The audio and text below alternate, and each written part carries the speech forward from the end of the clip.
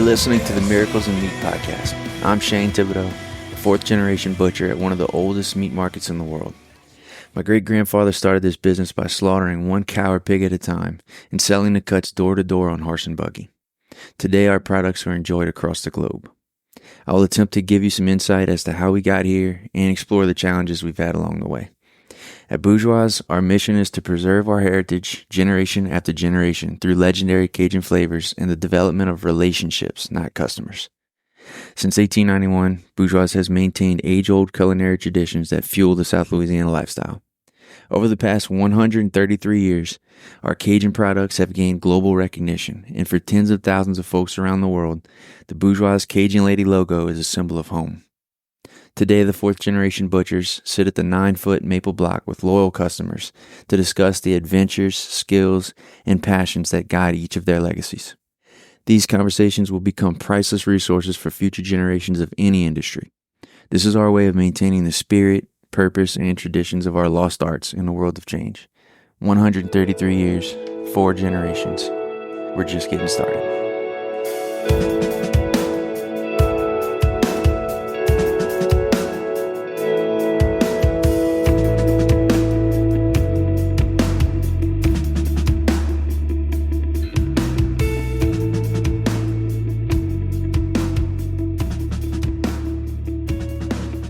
Here we go, episode 10. Chad Patti is a new friend of mine and a new customer of ours at the meat market. Chad is from Pensacola, Florida, but he has more knowledge of our waters than most of the guys that grew up along the Louisiana coast.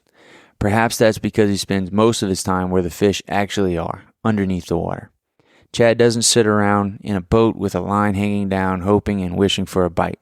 He preferred taking a deep breath and heading down the rig leg, sometimes over 100 feet deep, and hunting his dinner down with a spear gun. Snapper, cobia, wahoo, grouper, they're all on the menu when Chad's in the water. But the problem with being in the ocean is that you are on the menu for anything bigger than you. Chad has a wild story of a time where he was on the menu for a Mako shark, the fastest shark in the ocean. The video of Chad being hit by a shark will be linked in the show notes. If you were raised on the water, this episode is sure to keep you entertained. Here we go. Chad Patti. Chad Patti. All right, I ask everyone this. I know yours because I was there, but what are your earliest memories of Bourgeois Meat Market? The first time I walked in there, it just reminded me of like an old family market. I say this, the first time I walked into American Seafood, which my grandfather's, is what it reminded me of. I mean, just an old building. And you can tell some of the stuff in there, and like the interior is extremely, I say, not extremely old, but it's older. Mm-hmm. And it's got like to me, like the early 90s look inside. And that's the first thing I remember is like, wow, this has been here a long time. Your family shop has been around for how long? I think they started in like 1936 or 32. Yes, that's a while. And that's when they came over as immigrants. And did they do sort of what we did and keep everything looking nice and old? No. They kind of, as they grew, expanded to what it is now. So my grandfather, Gerard, had the wholesale side, and then he would do a lot of the shipping and the wholesale side of the fishery. And then Joe Patti's, which is my great uncle Frank, he ran that. That was more of the retail side. So he sold to the public, Gerard sold to the markets. And so you came to our place, store in Schriever, what, a couple months ago? Yeah. 2 months ago. Yeah, actually now it's been about 3. That was the first time. And so right when the door opens, what did you think? This is cool. I was just... You weren't intimidated by it? No. A lot of people were intimidated for the first time. No. Like I said, you don't know. Like I've never been in a true meat market, but like I said, it reminded me of like the old seafood market.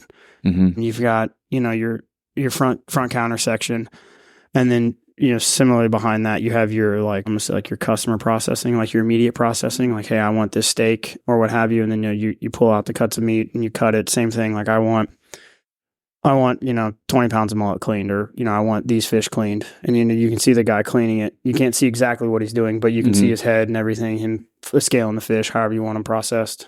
And like I said, that's the first thing I remember is like, wow, it's been a long time since I've seen I say a small family business, because there's not a lot of them. Right. Where I'm from, there's one butcher shop. There's no true meat markets. And seeing that, it was... People love that. People love to watch. Oh, yeah. No matter what it is, dude, it could be cutting green onions. There's something that they're just they just want to see how you're doing it, you know? Yep. I don't know. Want to be involved in the whole process. I grew up in it, so I don't know. I only have one perspective, but I see the looks and I see the eyes and I see the intrigue of kids and their parents, and I don't know. I don't know what it is, but it is cool, and we're gonna keep doing it. And where's the place in Florida? It's in Pensacola. Pensacola. Joe Is it Patti's. like downtown? Yeah, Joe Patti's is on the water on Main Street. It's literally probably not even half mile from the downtown strip, Palafox Street. It's right there, A and B Street, dead end into Joe Patti's, and C Street's on the west side of the property. Nice. So, Did you work there as a kid? I did not. I grew up there. I remember as far back as I can remember, my mom started on the line, and she would take me up there, and I remember running around with a fishing pole and catching all kinds of fish, selling them. One day I caught like 50 or 60 hardheads and ended up selling them all to the Vietnamese that were cleaning fish. My mom was so mad, yelling at me, "You can't sell those fish to those people. They're disgusting." Gotta hustle. I gave all the money back. I had to. Yeah, it was great. That's hilarious. Let's hear a little more about your family.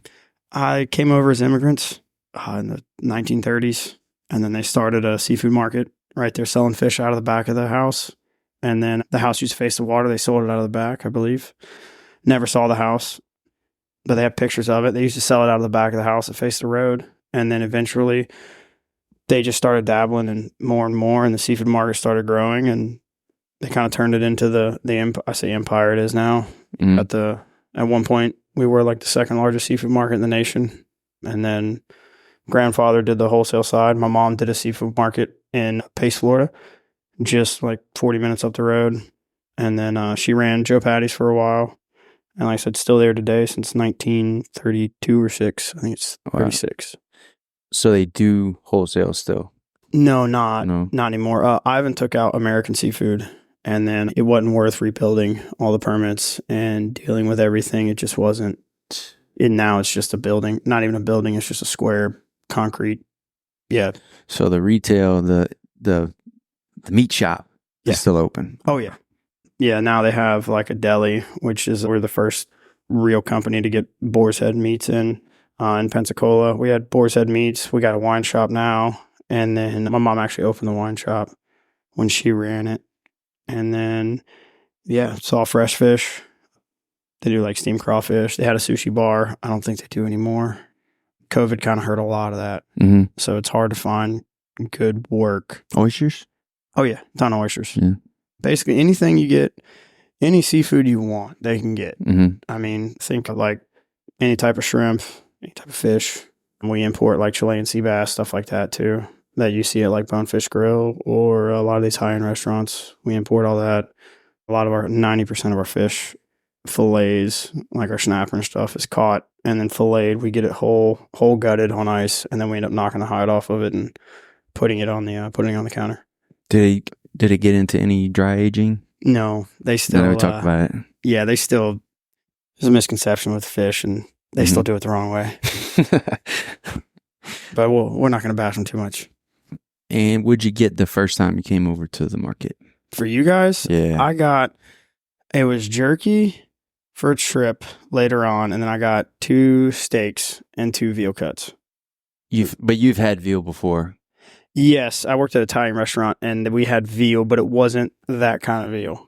Mm-hmm. It was, pre-cut, pre-packaged. You whip out a little veal steak that was real thin. You mashed it down, fried it, and sealed it. Like a piccata? We did piccata, and we did like parm, veal parm. Yeah, I love piccata. Really? Love that. Not a fan of it. So good.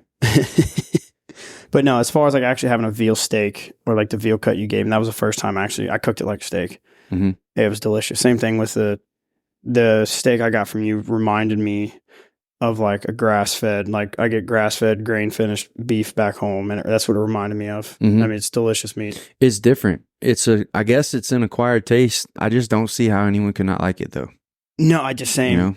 It's not restaurant quality marbled ribeye, but it's good.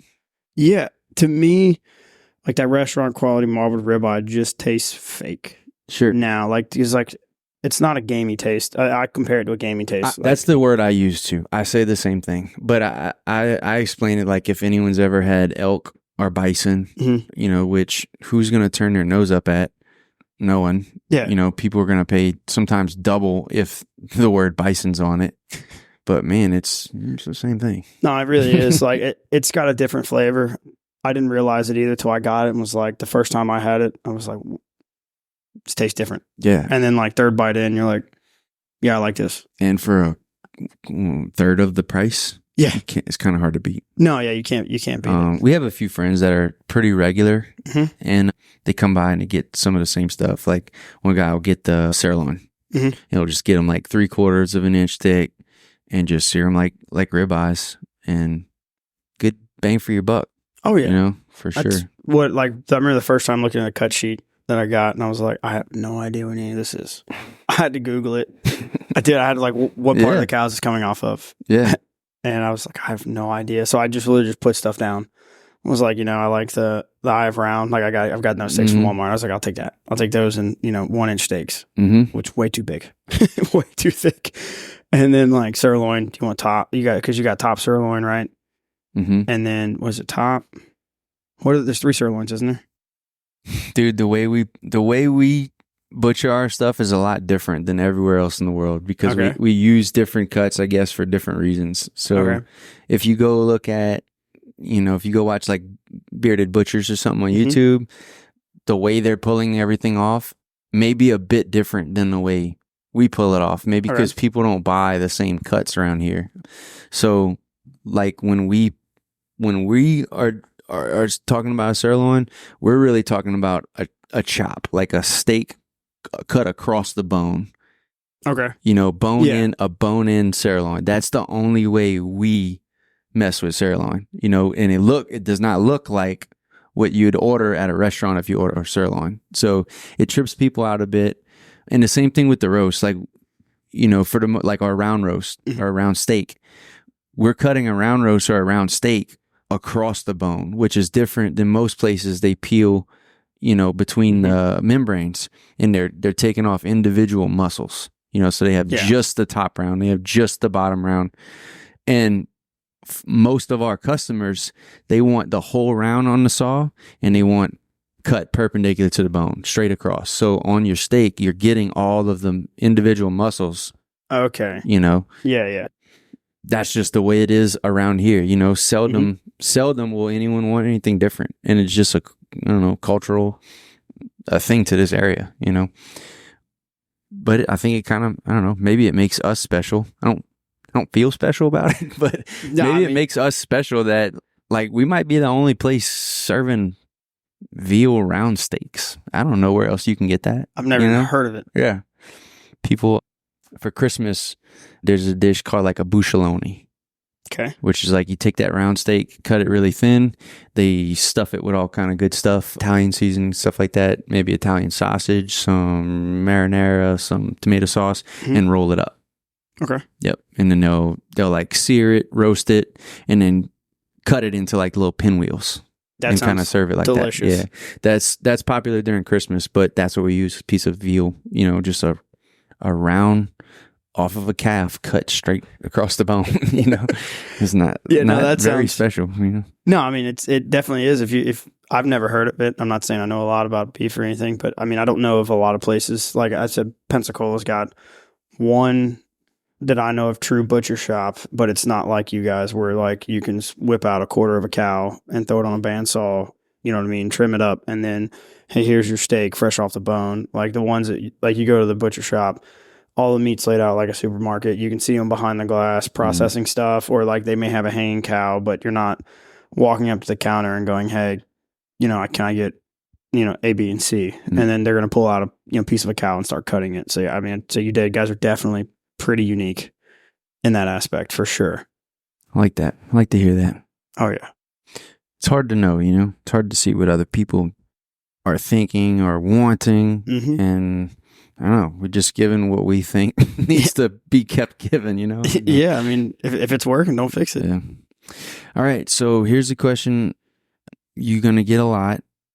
And really, it's the only important measurement of a man is how long can you hold your breath? Oh boy, of course. The true answer, I do not know.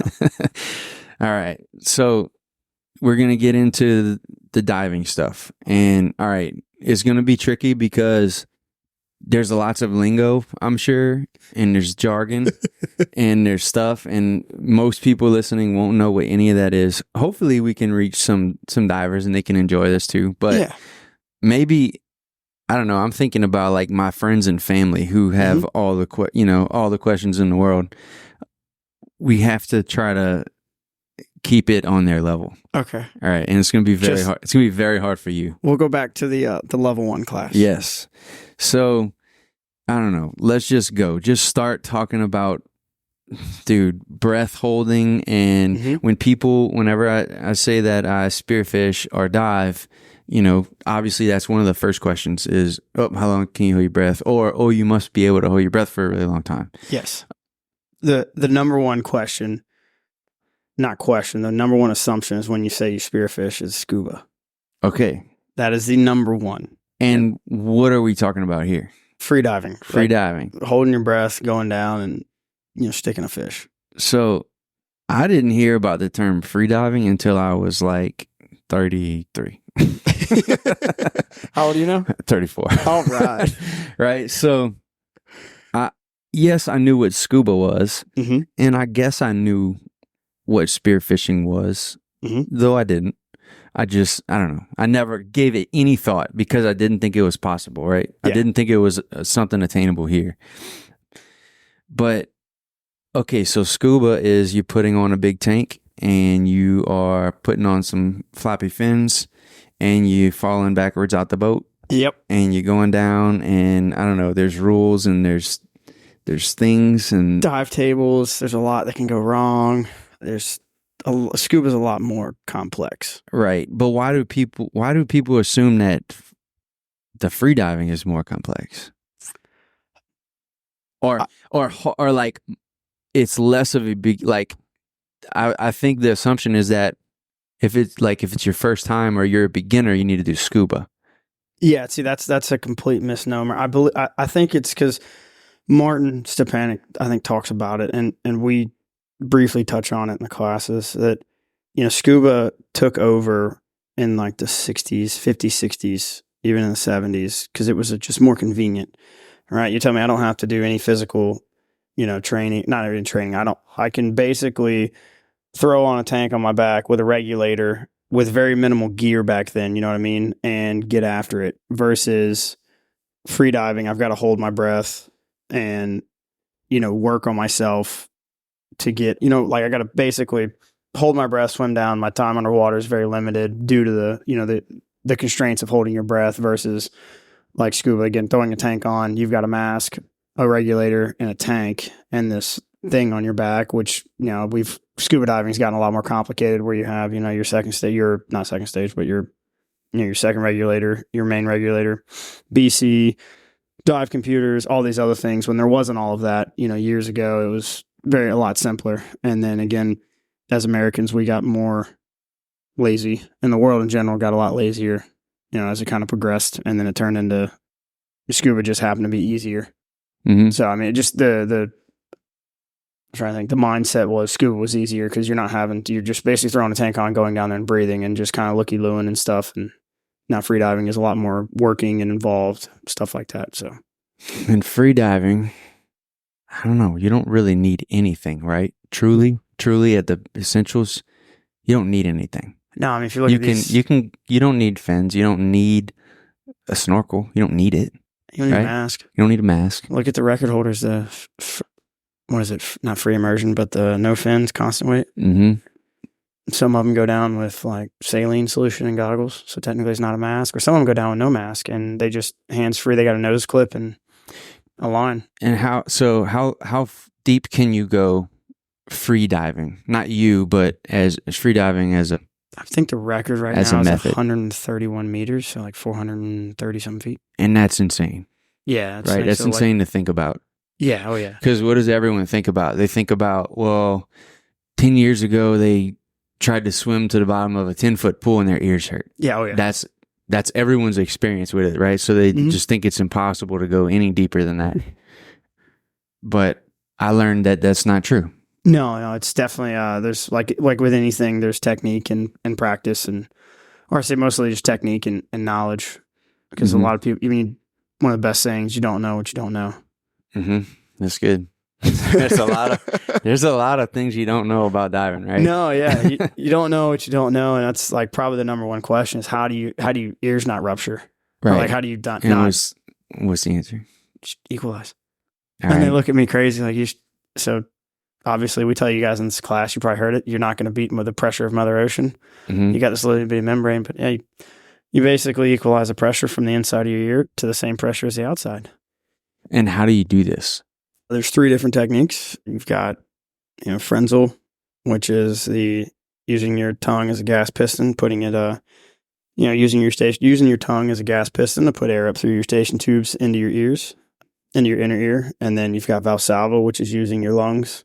Same thing, using your lungs to apply pressure up through your throat, into the back of your mouth, through your station tubes to your ears. And the last one is just it's hands-free, using your jaws, using the pressure in your mouth and using your jaw muscles or in your tongue, basically in the same sense as Frenzel, just without pinching your nose. So on the first 2, Frenzel and Valsalva, you have to pinch your nose. And then the hands-free is you do the same thing as Frenzel, or instead of using your tongue, you can use your jaw muscles to force air up your station tubes into your inner ear. And I guess an easy way to explain it would just be like pretend you're on an airplane and you need to pop your ears. That's the exact same thing. It's the same thing, right? So when those guys are going, whatever, to 50 feet or 100 feet, their ears aren't hurting. No, not at all. There's no pain. And that's very hard to, it's hard to get that concept across to people, because I guess they just, until you experience the lack of pain, you just assume there's going to be pain. Yeah. Oh yeah. If you've never done it before, it's kind of hard to believe. What is it?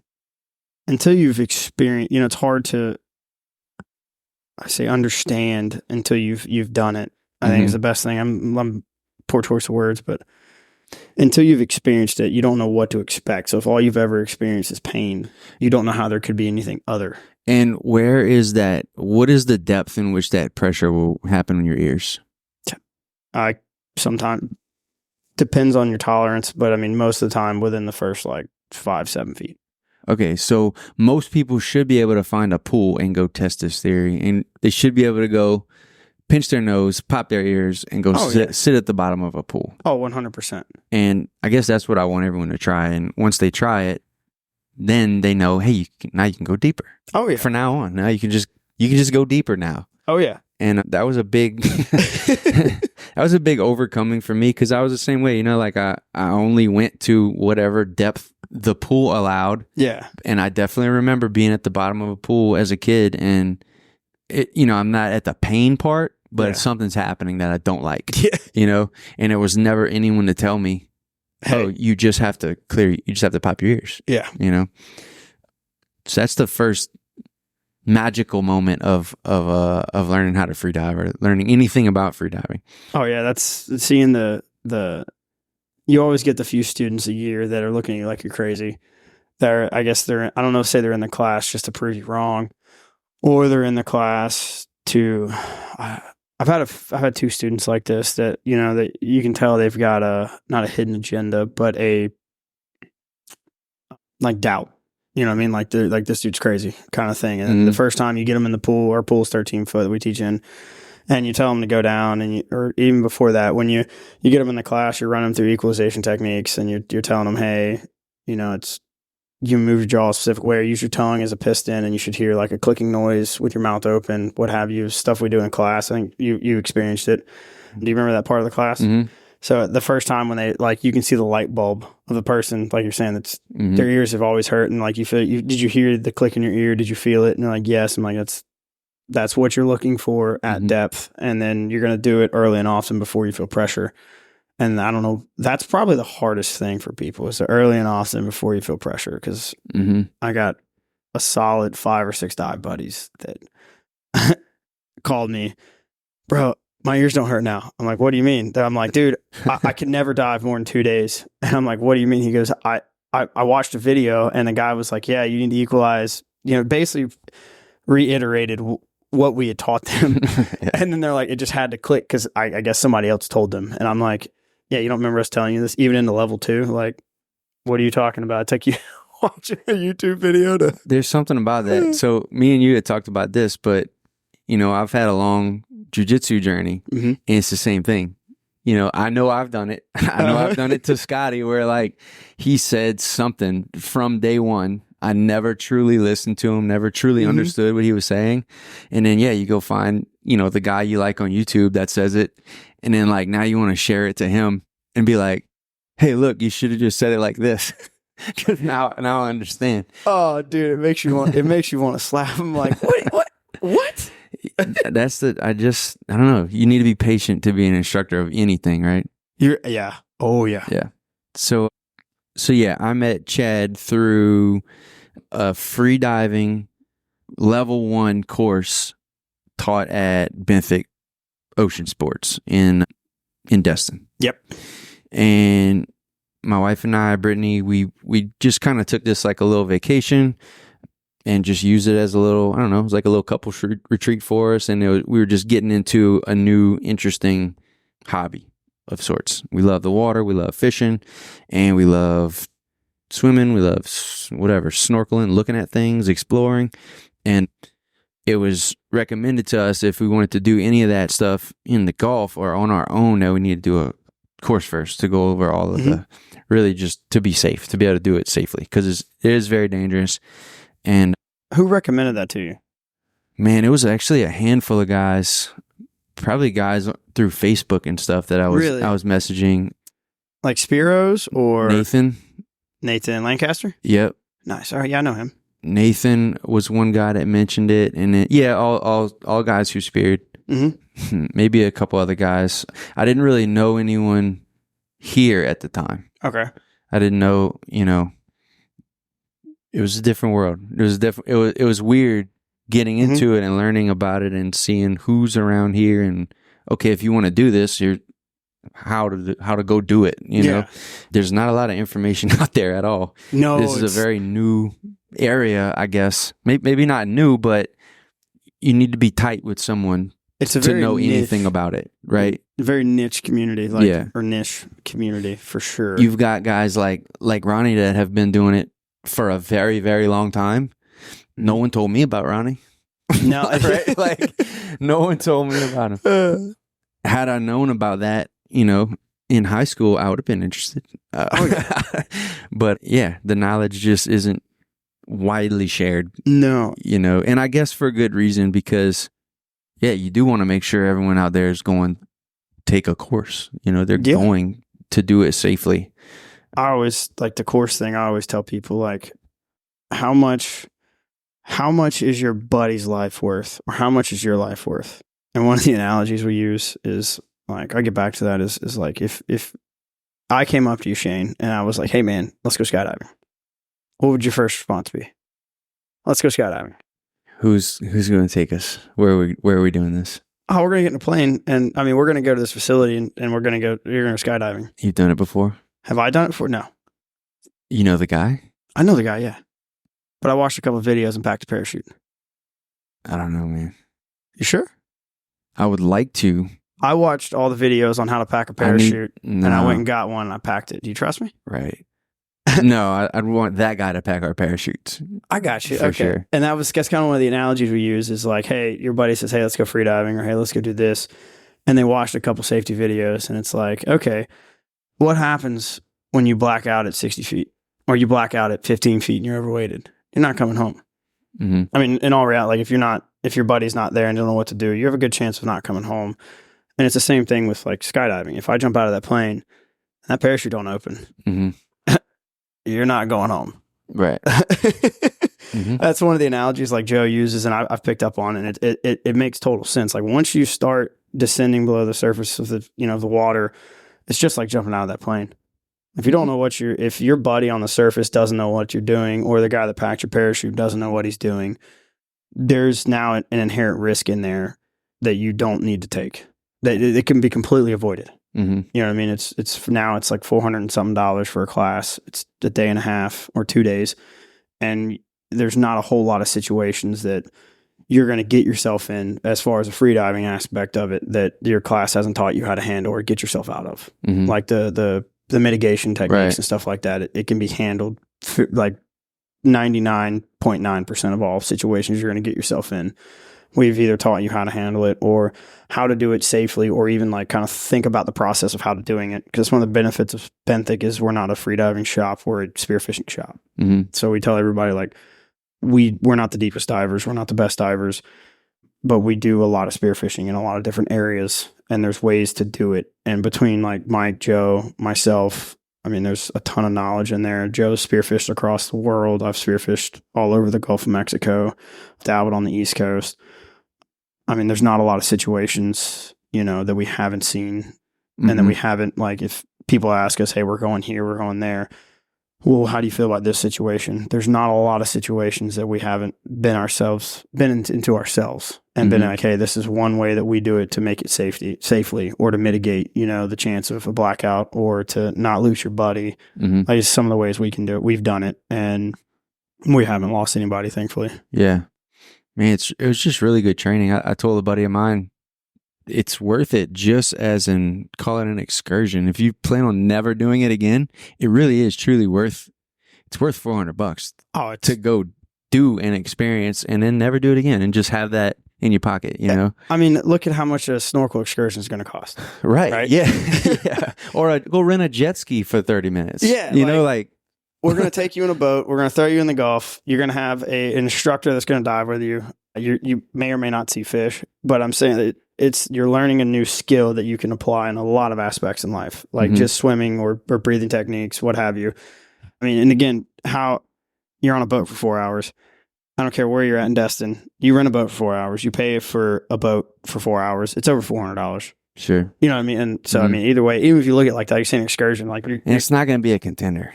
No, not unless you're paying like $200 something an hour to go on a charter, and it's like $265 an hour. I think it's going right now. It's expensive. So, before we get into more to the instructor stuff, how did you start with the freediving, or did you start spearfishing? So spearfishing, we had friends that owned a house in Port St. Joe, Florida. They always go scalloping, and my mom, I got thrown into the mix. Like I saw pictures on the wall and was like, I want to go do that. You know, being the little kid I was, kind of self-invited myself, I believe. And then I got taken to Port St. Joe and we did a bunch of scalloping, and I saw an old messed up yellow pole spear, you know, the 6-footers that everybody uses, fiberglass. It was all messed up. I kept getting fiberglass in my hands when I would load it. It was horrible, but everybody wanted to scallop, and I kept seeing these mullets swim by. Being the little boy, like, it's got to die. Yeah. I just kept seeing them swim by, and I was like, how does that work? And then I saw it, and I didn't have a band, and I was trying to stab them, didn't work. And, you know, Robbie and them are laughing at me because I quit scalloping at that point completely, trying to stab a mullet with a 6-foot pole spear. And then they took it up to the little like corner store there, or the little shop there, and they put a new band on it, and then it was all she wrote. I was just murdering mullet. I mean, at like 5 years old, just slaughtering them. Oh, I mean, anything. I remember like 2 years later, like 12-foot of water. Like, cause you know, you go to Port St. Joe, you have all these grass flats that are real shallow, and then like it'll drop off like 8-10 foot and there'll be, you know, just a sandbar. I remember I shot like probably like a 12-pound king, and it just went nuts. 3-pronged pole spear straight to the face. Had no idea what I was doing and just stuck it. And it goes, I mean, complete ape shit. And white water around me, starts cutting circles around me. I don't know how I didn't lose it. My mom's screaming because it looks like there's blood, white water. It looks like a shark's trying to eat me at this point. And I remember getting it, and after that, I was hooked. I went back every year, and I mean, it's the same every year, all year. Just shooting flounder, mullet, anything that I could stick that 6-foot yellow pole spear into, I would do it. Didn't care from until I was like 17, 18. So a pole spear is just a long pole with a pointy tip. That's it. And then it's got a big rubber band attached to the back. That is exactly it. You put your hand in the rubber band and you choke the pole up to your backhand, and you just, when you let go, that pole's going forward. Yep. And that's it. It's a very primitive tool.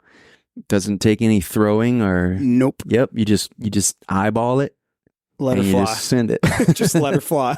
So imagine a little 5-year-old kid just splashing around the coast shooting kingfish. That's it. I'll never forget that. I saw that fish. I mean, it looked like it looked like Moby Dick.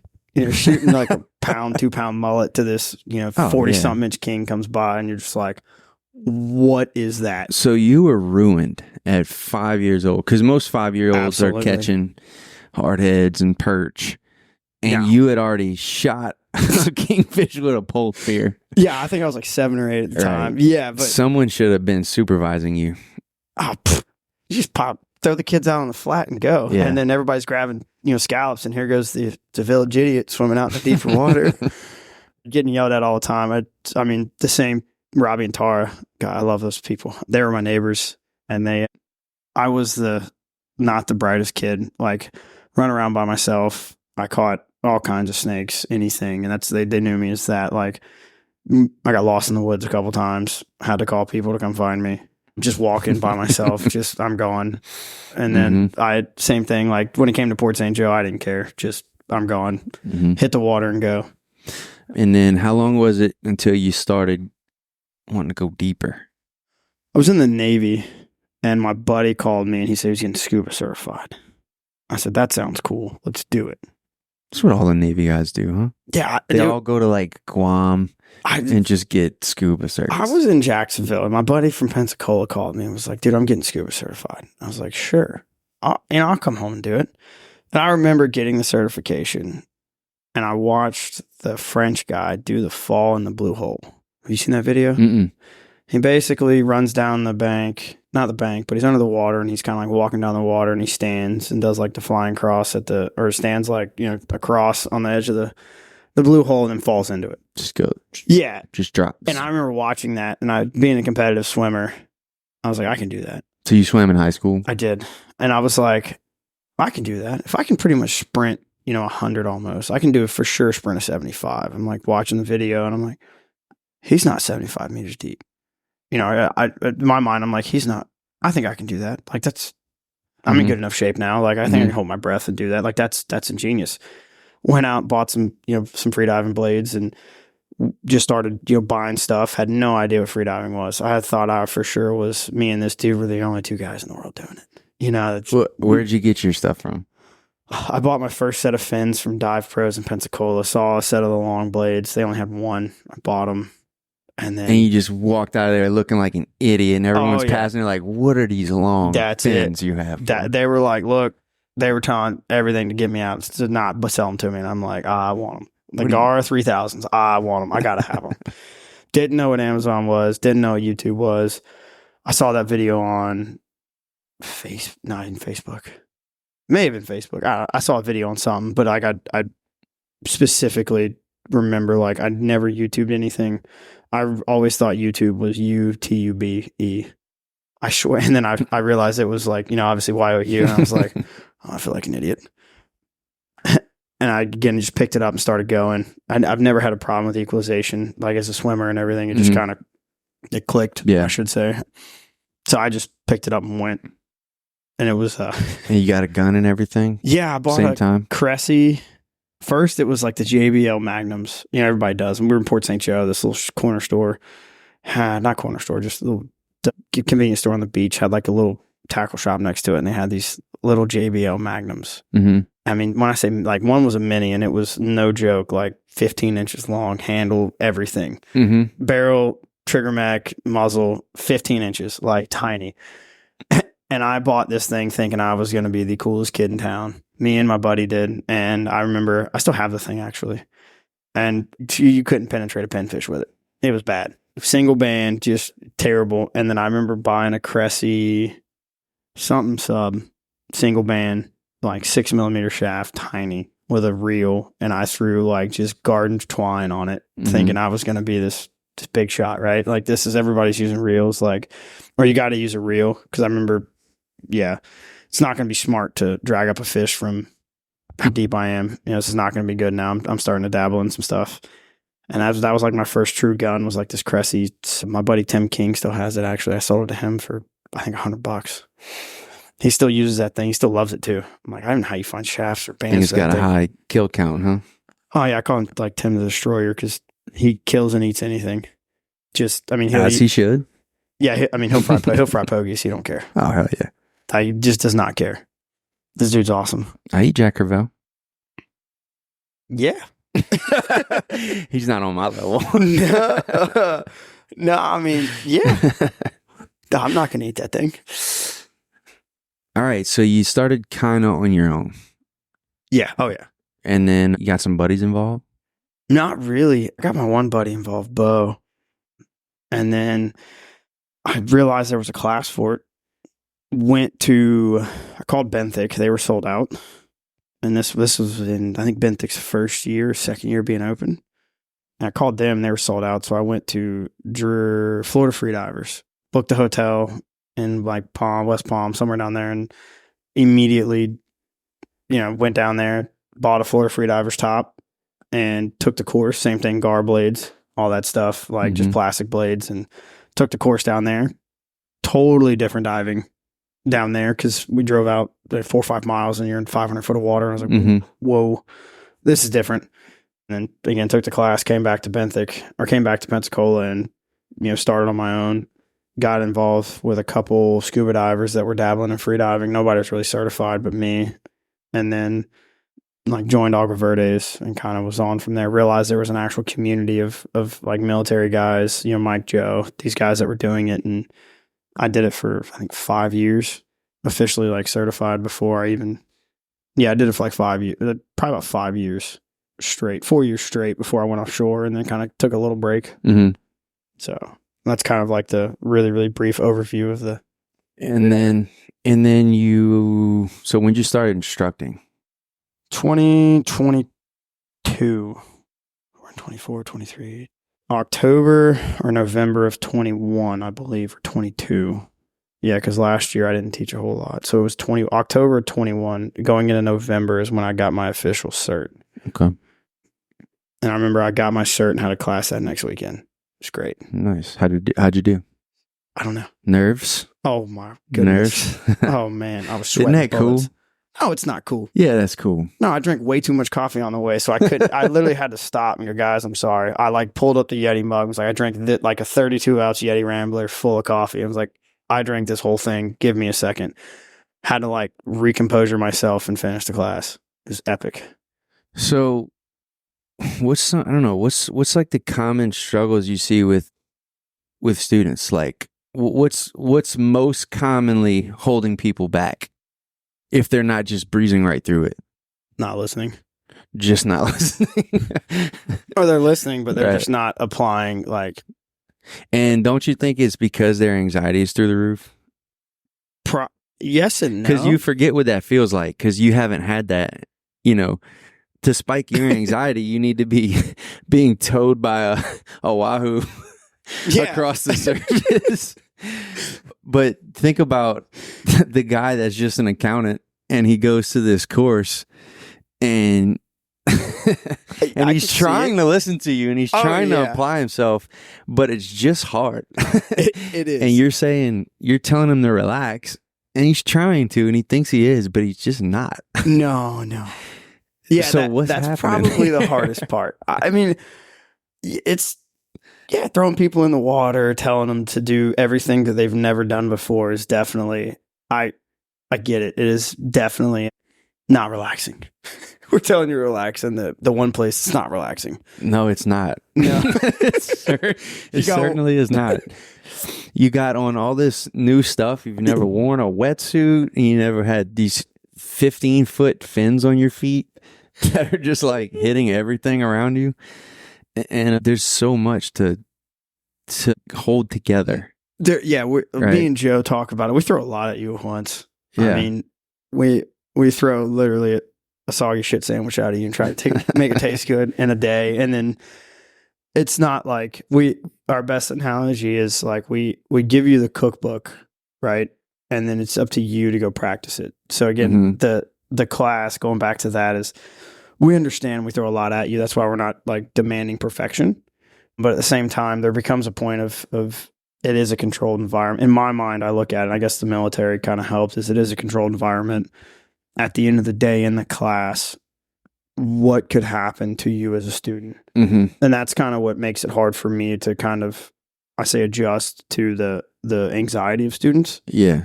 And I get it, it's totally new, and that's why you've seen me instruct and stuff. I'm not a complete jerk by no means. I let a lot of stuff slide, but to me, in my mind, I guess I've been doing it for so long and doing a lot of different courses from the Navy to outside of the Navy. Starting new job fields a lot. In the bigger picture, like what could really go wrong? Yeah, I guess you just need to have trust in these guys that are teaching. Yeah, you went there for a reason. Exactly. Obviously, you trusted them before you went, so now you're in the water. Like just keep trusting them. I guess that's all it takes. Have a little faith. That's all it takes. Like I get the open water. Like that's totally different. That like in the pool. Like for me, it's in the pool is like it's not a pet peeve, but it's a for me a confusion. Like, why are you freaking out in the pool? Like if I were to tell, and I tell a lot of students this is what I use. If I said, hey, like one big thing a lot of students struggle with is water entry. You can tell if nobody's ever had to do anything coordinating in the water, like have to use actual coordination in water to do something, you can really tell really quick. Like they look goofy. They can't, you can tell them do 1 step, 2 step, and you get about the 3rd step, everything just goes to shit, or everything just falls apart. And like it's hard, I get it's hard for people to kind of put it all together. And then again, in the Gulf, I can understand the anxiety, but the pool, there's no difference. Like it's, if you were to go swimming on a Sunday, right, with your family, and somebody came in and said, hey, I need you to do A, B, and C in the pool, right? Whether it be, play basketball, play volleyball, or, just do stuff in the pool, right? You'd probably do it, no problem, having fun. But as soon as an instructor, said, hey, do this, this, and this, for some reason, them gears in that brain just start get grinding up, and it's just not happening. And I think it's mainly people that tend to overthink and overanalyze everything. Like I'm that way. Like in my mind, I come up with my expectation for myself before it starts. So it's like if I'm not meeting my expectation, it's like stop and restart. Yeah. It's, and I'm the type of person, like I need someone to say, stop thinking about it. Yeah. Just do it. Do what you did pretend I never said anything. Now just go underwater. And it's like, did I do that to you? Probably. I said, hey, go touch the bottom of the pool. Forget what I told you. Just go touch the bottom of the pool. I'm interested in like, hey, so your right hand, you're leaving it here for 5 seconds and then you're doing this. And you're like, listen, stop. Just go touch the bottom. Yeah, I remember. I remember you and Brittany in the class. Yeah, because I started doing that with a lot of students that like, they just can't, for some reason, when they think about it, they just can't do it. And I don't know why. It's everything we're asking you to do is natural. It's not like we're asking you to do the splits or something you've never done before. But a lot of times I just tell them like, hey, go touch the bottom of the pool. If I told you right now to lay flat on the surface and then go touch the bottom of the pool, you're going to do a water entry. Like you're going to do it. It may not look the greatest, but then I say, hey, do that, but only like bend one leg. Right. And then I tell them, I say, okay, now think about what you just did. Right.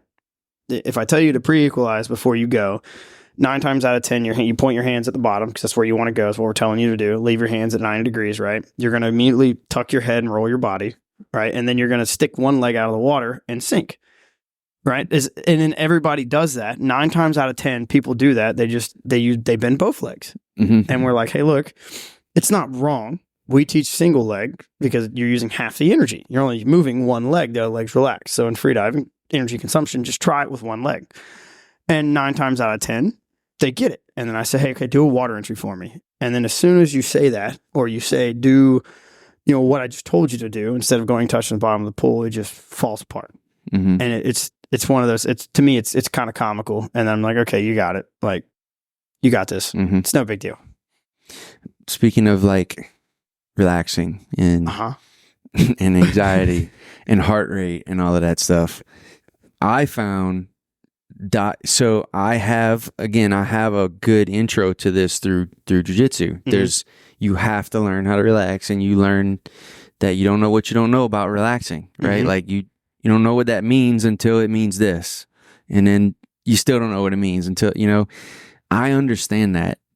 So I went into it maybe loaded a little more than most people, but I can still see like it's still different. Like it is still different on the water, and much more so in the Gulf, like live action. It's even if you know what to do and you're trying to do it, there's still too many things calling at you like, hey, stop paying attention and relaxing and look at this. Oh yeah, like there's still you still got to maintain a level of awareness, right, in the Gulf of Mexico. But there's a huge benefit to me. There's a huge benefit, I guess, to my life of just having this thrown in my face. Like, here's another scenario that you can't relax in. Like, I know you think you can like operate under pressure and all, but try this. Like, yeah. I don't know what else that would have been had it not been for this. You know, had it not been for diving. Mm-hmm. So what the hell is happening? Why is this happening? Why is it so hard to relax? Explain that. There's so many variables. One, like if you're a hunter and you get buck fever, right? So if we're diving and, your dive buddy comes up and says, hey, there's a 30-pound snapper on that coop, or, there's a 25-pound snapper on that coop. If you've never shot a 25-pound snapper, you hear about them, and, you may see them here and there, and they're just hammers. They're big, giant red brim, right? You see those, and then your buddy comes up and says that, and he looks at you and he's like, all right, you're still breathing up, but now you gotta, okay, there's a trophy fish down there. There's a big fish down there. I've got one shot. I've got one dive. Don't mess this up. Very similar to bow hunting. Similar to a guy hanging on a tree, and the buck he's been looking for has come strolling by. Yeah, you hear that twig break, you look left, and you just see the horns. You don't see him yet, but you see his horns, and you're like, great. How do I get my heart out of my throat? Because it's coming. The heart's fixing to hit the throat. As soon as you look over, like you glance to the left or right, and let's say the buck's on your bad side, he's on your right side, and you're right-handed, and you're just like, oh boy. Your heart's coming. Like you're fixing to feel your heart in your throat. It's coming. And same thing, freediving. Like, okay, hey, hit the surface. Your buddy's done recovering. You looked at him, and he's like, yeah, there's a big one in the coop. And you're like, great. Now I've got to relax. Mm-hmm. I've got to do a dive to however deep. Let's say it's level 1 level. It's 66 feet. That's the bottom of kettlebell level 1. I'm level 1 certified. Now I've got to do a dive to 66 feet and pull the trigger. And hopefully I hit the fish. And then in the same aspect, now there's predators. You're not the only predator in the water. So you still got to have a level of awareness of like what's around you. Mm. And then also you got to, like you're saying, focus on breathing, focus on not getting water in your snorkel, and focus on. And the waves are crashing over your head. Oh yeah. And then trying not to move, keeping up with the boat if you're not holding on, and just trying to keep your mind empty and not thinking about the dive. That's the biggest part. And the rig's going, yeah. You can hear the supply boats driving by, the rigs screaming at you. If you're in Louisiana, or like by us, there's nothing. And so you haven't dove by us, huh? No, you gotta come, because it's Tyler. Tyler loves it because there's nothing. Like you're swimming in the blue abyss, and then all of a sudden, like the sand comes into view, and there's a little black square, and the fish is in it. Mm-hmm. So you better hope you land next to it. Or because the fish is in it, like it's either in it, on it, or around it. So if you're 30 feet from that black square, you got to close the distance. Mm-hmm. And again, there's nothing. There's no rig legs. Right. It's just you. Now you've got to, again, you don't know what's meeting you. And Tyler talks about it. It's like there's nothing. So you're kicking into the abyss with nothing around you at all. Then all of a sudden, it's either a pile of fish or sand. And then you're like looking around. Where do I go? That or like, okay, you got lucky, not lucky, but you had spatial awareness, like, hey, the coop's on the front right side of the boat. So you do the dive and you kind of orientate yourself to where when you get to depth, you can see it. And that is a big thing for a lot of people is the dive itself, not letting that dive get in your head as well. Because let's say the dive before, you didn't make it, right? And, your heart was through your roof because as soon as you left the surface. It like you died. No. You didn't make depth. Like a lot of people, like they don't make depth. Like by us, we say you've got to be comfortable to hit 66, or you got to be comfortable to hit 60. If you're not comfortable hitting 60, diving in the panhandle is really hard. It's a desert with a bunch of artificial reefs that people have put out, and it's not like mud bottom. There's a few places of mud, but it's all sand. It really is a desert, and people don't quite comprehend that when we tell them. If you're used to diving like Central Florida, East Coast of Florida, South Florida, there's coral everywhere. We don't have coral. We have sand. and very select few, reefs that people put out or stuff that the county sank, stuff like. And so when you are diving a coop, you have a 4x8 square you're trying to hit in not ideal conditions. Sometimes it's murky, sometimes it's not. But again, you're doing a 60-foot dive to hit a 4x8 square, and there's a 25-pound snapper in it. Mm-hmm. And now you've got to pull the trigger on that snapper and hopefully not let it wreck all your gear in a coop, and then, make it back to the surface. If she does hole up in the coop, which she probably is going to, then you got to swim back up with a reel attached to it and then again complete the dive. A little different than fishing, right?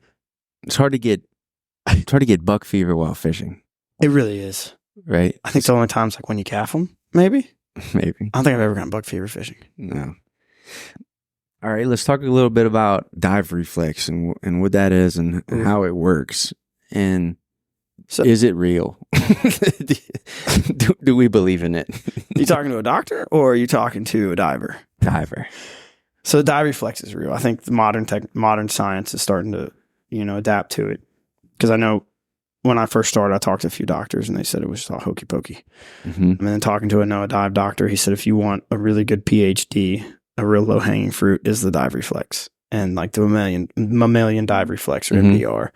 He said he was going to do his thesis on it, but for his degree, he couldn't. But he thought about going back for a second PhD just to get it with the studying the dive reflex, how it's done, or how your body reacts and what it actually is. So in short, the dive reflex is something that your body naturally does to, help you cope with being in the water or diving. So it slows your heart rate down, your veins, your extremities vasoconstrict. So they basically forces all your blood to your core, and then your brain vasodilates at times. Like this is the extreme end, but your brain will start vasodilating along with your main organs, your heart, lungs, brain, and then it again drops your heart rate. So it's a reflex for diving. Mm-hmm. It's a reflex your body has to complement you on diving. We're one of the only land mammals that have it. Besides, whales, dolphins, seals, they all have it. But as far as like walking land mammals, I believe we're the only ones that have it. Mm-hmm. So like, again, when our face hits the water, our heart rate will slow down. It depends on how, again, it is a reflex. So if you don't train it, it's not as strong. So somebody that's never dove before won't have a reflex at all. So you hear the guy, Gary, I forget his name, talk about it. Like, that's why you put your face in the water for, like a cold plunge. The mammalian dive reflex does all this, all that. That's crap. If you've never dove in your life, you've never got the squeeze on your lungs, or you've never actually used your MDR, it's not going to really do anything for you. Mm-hmm. 'Cause you can ask any free diver or any competitive diver, and you've probably experienced it when you first start diving. Your dives are not that great. Mm-hmm. And then the more you dive, the more you get back into it. And the more you start, your dives get better and better. Your heart rate slows down more. Even though you've worked more, your heart rate, you recover a lot faster. You feel a lot more relaxed. That's all your dive reflex. So, but how do you feel your dive reflex is right now? I don't really know. I guess I don't have I think I'm too inconsistent to really have a finger on it or an understanding. So it's kind of hard. I can't say that, if I go once this week, once next week, if I feel any different that second time than if I would just randomly go. Do you feel different throughout the day? Like the longer you dive in the day, right? Yep. It's like a warm-up period, I guess. Yeah. I don't know, probably 3 hours in. Yep. Something like that. Like I start feeling good and I start. So that's your reflex. Yeah. That's your reflex getting kicked in, right? And so if you think back to your first time actually diving, it probably never happened, did it? Or it took forever for you to start feeling good on dives, right? I say that when I say feeling good, like, the prep for the dive, you breathe up, you're relaxing, all that stuff. And when you first started, it probably was not that great, right? Until towards the end of the day, when you're like, man, that dive felt amazing. Right. Right. Everything lined up, right? So as the more you dive, you'll realize that time between the time it takes for that to kick in gets significantly shorter, right? So a lot of these competitive free divers, they'll do like no warm-up dives to really hit it hard, to hammer that reflex. So they'll breathe up and then they'll crack out a dive. Deep. I'm not going to say exact numbers, but a lot of them talk about it. They'll crack out some deep dives, like without warming up at all, just to shock that reflex and to kind of like suffer through it. And then it kind of jump starts their diving. Mm-hmm. So that's kind of what the reflex is. Like there's a pile into it. Like you've got sensors on your face that know when you're in water, your body. Some of the things we teach in the class that are part of the reflex is like laryngospasm. So if you've ever drank water and, if you start coughing, right, you say, oh, it's the wrong pipe. That's actually part of your dive reflex. That's water going, it's your larynx spasming, kind of shutting to stop water, prevent water from going into your lungs. The blackout is your body's protective state. Mm-hmm. So if you were to black out, let's say you held your breath to the point of where your oxygen levels drop to where your body can't function, your brain says, all right, we're shutting it down. So you're not dead, but if your body was a laptop, one of the analogies we use is your laptop's fine just because the screen's off, right? The keyboard may not work, the screen may not work, all the accessories may not work, but your hard drive's fine, right? That's what a blackout is. All your senses are shut down, except for everything externally shut down, except for your brain, your heart, and your lungs. They keep functioning, and then your heart keeps pumping blood. Your extremities vasoconstrict, and your brain vasodilates, and it basically pumps all of the oxygenated blood to your brain for as long as it can, and then you'll have what's called a terminal gasp, which is your body's final attempt to breathe. For the most part, that's why it's called terminal gasp. Mm-hmm. That's it. Like once your body does that, there's no more oxygen left, and your body's basically like, hey, this is it. We're throwing in the towel. Whether we're underwater or we're not, we're throwing in the towel. Mm-hmm. It's our last ditch effort. And that's why we preach like diving with a buddy. Even if your buddy, let's say you do have water in your mouth, he can't release laryngospasm, and you're rolled over, right? Your face is out of the water, and you do say get all the way to the terminal gasp. You're not face down. You're going to live. You're going to take that big breath, and you'll wake up in a couple seconds after that. But again, it's the importance of diving with a buddy. Yeah. You choke someone out on the mat. Exact same thing. They're out and everyone starts laughing. Yeah. That's it. But everyone seems to be really afraid of it in water. And yes, it is scary. But yeah, if you have someone there right next to you, as long as you can't open your mouth and take a breath of water, you're just out, just like you'd be if someone choked you out on the mat. It's the exact same thing. And you just need to find a way to safely wake them back up. And you can't do it underwater. No. If you're sinking, you're done. Yeah. Someone blacks out underwater, get to them. Yep. Close their mouth, pinch their nose. Yep.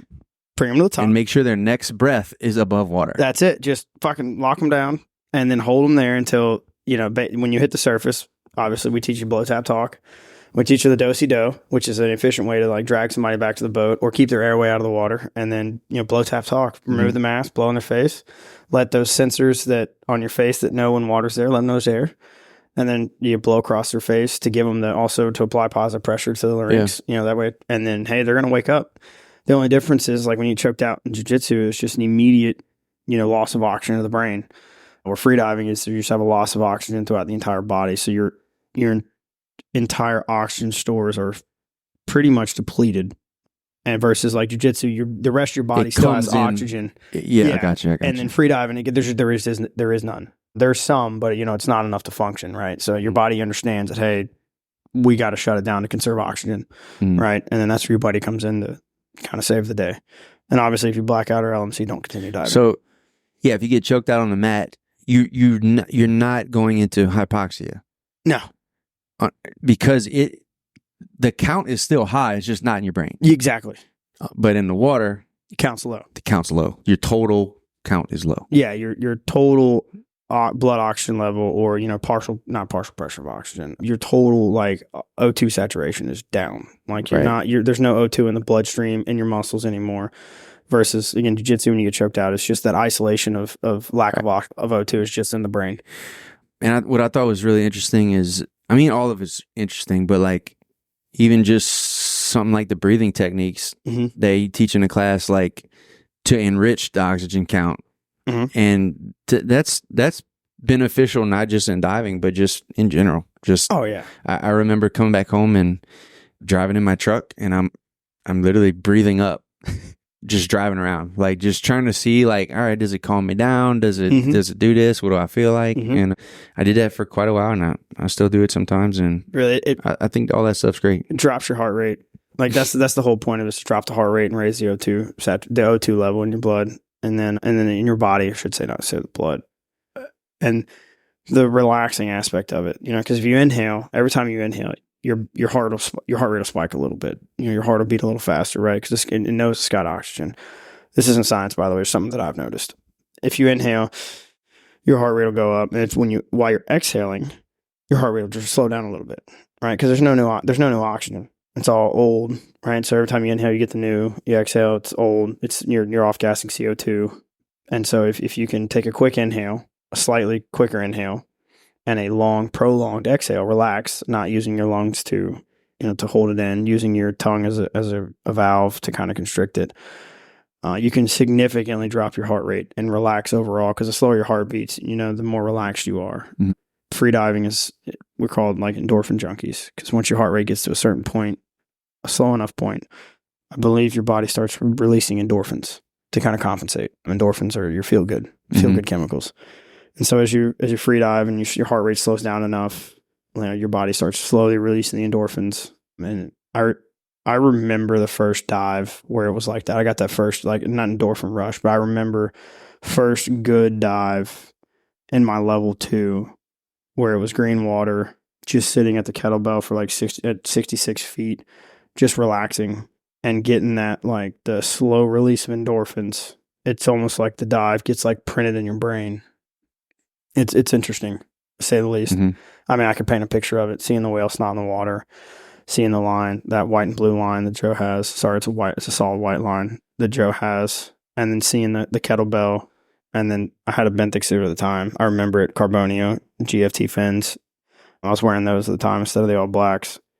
And just sitting there looking at my watch, Suunto green, Suunto D4i, just staring at it, watching it count up, and just almost feel the heartbeat. Slow. Yeah. I mean, super slow. You feel it in your body almost. Yeah.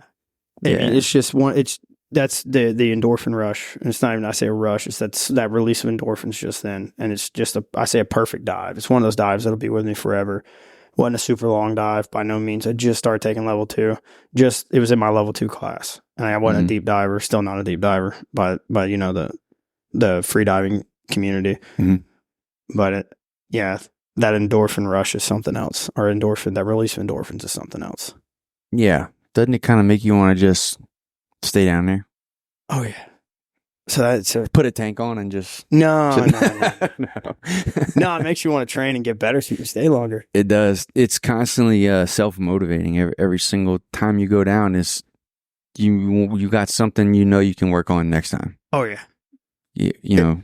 The level of awareness you get when you do a good free dive is nuts. It's almost like that, like a constant, post-nut clarity, right? Because I mean, that is it. Like the endorphins are wearing off, right? And so while you're in the endorphin, you're getting the endorphins, you're sitting there thinking about everything. Okay, what can I fix? What can I do to make this better? How can I stay longer? Or like, hey, my elbow was out. While I was equalizing, my elbow was out. I had a little drag. I'm at the bottom. My legs are stiff. I need to relax my legs. Oh, my knees were bent. My fins are up. Look like a freaking peacock down there. And I'm trying to hunt this fish, but I got these 2 peacock looking fins behind me. And this thing's like, look at this idiot. Why didn't he come close? Oh yeah. Fins are sticking straight up. So, all right. I grew up fishing all over here. A lot of fresh water, a lot of salt water, not a whole lot in the Gulf, Grand Isle, mostly like Dularge area, the Gulf Coast, but not truly in the Gulf. Did a little bit of offshore fishing when I was younger. Yeah. But here's something that no one knows. This is only a couple people know this. Everybody's about to find out now. Almost, I don't know. You can pick a day, and within 50 miles of Grand Isle, you can find a boat with 5 or 6 idiots on it. I know where this is going now. They got these long fins on. Yep. And they all have these big guns with 4 huge rubber bands on them and these reels packed with 300 yards of line. There's and they're just taking turns. They're just taking turns going underwater next to the oil rigs. Yep. Just literally bursting through thousands of fish on the way down to 60 to 80 feet. Past that, some of them. And they're sitting down there just relaxing. And they're just waiting for the fish that they want to pass by.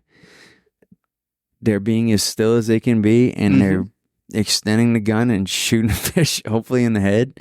Yeah. And then sometimes it's not lights out, and sometimes it's a fight, and the fish just peels drag off of the line, just as a fishing rod would, but except they're holding on to a spear gun, and the line is being ripped off of this reel that's attached to a spear gun, while the fish is doing tornadoes around the rig legs. He's just fighting for his life. And you're kicking for your life to the surface. Yeah.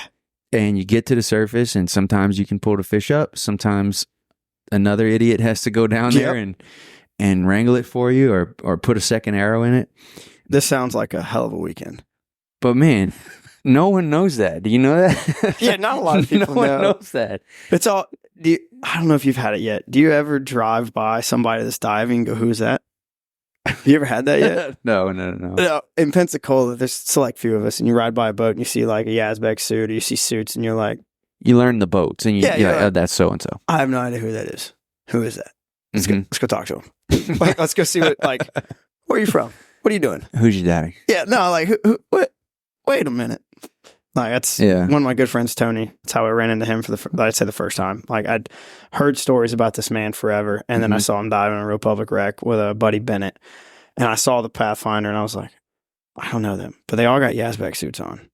Those are pretty, like, they got to know what they're doing. Isn't that weird? Dude, it's a secret little society, and it's right here in our yard, and I never knew about it until this year. There's probably, and what's funny is you guys have probably a larger community of freedivers than we do. Really? Pensacola. Oh, like 50% of our students at Benthic every year come from Louisiana. Yeah. I mean, and we certify, normally it's anywhere from 6 to 12 every weekend from, March to, say, April to September. So, I mean, that's a lot of students. And then again, a solid 50% of them are either most years 50% Louisiana, and then some years like majority, like 50% are like military, and the other 50% are just stragglers or locals. Like I'd say it's a solid like 50, 25, 25% maybe locals or people in the area from, Mobile to, Tallahassee. And then, you got the military guys that are coming through because where Benthic's at, you have, Tyndall, Eglin, NAS Pensacola, you got Panama City right there with the dive locker. I mean, there's a pile of military bases right there. You got the Navy EOD school, Navy diver school. You got 7th group for Army. There's a few SEALs floating around as well that are in Eglin. I mean, there's a pile of military people there that come through. They see it, they're adrenaline junkies, and they're already doing something with the water in the military, and like, I'm going to do this. Right. And then, of course, you always get the guy, like, there's always 3 or 4 EOD guys that bought their other buddy's gear from Benthic, and they're coming to take a class, and you're looking at it going, so-and-so? Yeah, how you know? I like sold him those fins. Or, he bought those fins in my class. Yeah. You're like, I guess he's gone. Yeah, he's in Virginia right now or something. And you're talking to people, and so on and so forth. You see the same gear come through Benthic, from the classes and stuff like that. It's pretty cool. So me and Brittany's very first time in the water was in Venice with Captain Paul Miller. I know Paul. All right. I think you've dove with him, right? I haven't. I've dove with his dad a lot. Okay. I've met him a few times in person, but yeah, I've never dove with him. So this was our intro. Okay. We have our stuff. We had already signed up for the Benthic course. Yep. I got fins. I think we got everything in, actually. I think we got wetsuits, fins, and one gun. And of course, one. And we each had a mask we bought in Pensacola the year before from a shop. We went get fitted for a mask. And so we had good mask, some fins, and then one gun. And we were really looking to get, we just wanted to get in the water now, before the course. Like, basically, can I be better prepared for the course, So, can't tell you how many people do that. Yeah, we had talked to Paul, and we did a podcast here, and then we talked to Paul, and one day he just randomly reached out, and he was like, "Hey, are y'all doing anything on Sunday?" We're like, "No." He's like, "I don't have any clients on Sunday. If y'all want to go dive, we'll go get in the water." So I'm a yes man. But I was also like, oh crap, we're actually doing this. Like, got real quick. alrighty. Venice too. Yeah. Like, which has its own mystique. You know, I don't have much. Yeah. I don't have much experience with Venice. So Venice it can either be great or it can be gnarly. Right. So we get out there. We're in his blue wave. He's got like a 26 blue wave. Mm-hmm. We head out. We stop like in the shallow water platforms, I guess on the east side. Yep. Muddy brown water. Mm-hmm. And we stop at some of those rigs, and he pulls up. I tie up to the front, and before like I tie my cleat, okay, I don't know what to expect. I don't know what's gonna happen, but he's basically like, yeah, let's tie up here. We'll take a look. So keep in mind, there's no gear visible on the boat. Okay, like everything's just in it. I didn't even see any of his stuff. Okay, so oh yeah, pull up. Boat's tidy. We pull up. By the time I loop the rope on the rig, it's a little tiny. Mm-hmm. One of the little wellhead. natural gas. Yeah, a little well. So by the time I loop the rope and then cleat it off to the boat and I turn back around, Paul already has fins on, mask on, and he's just falling in the water with his gun. And I didn't see where any of it came from, but he just slapped some fins on, kept all his, he had all his clothes on, and just falls in the water with a gun.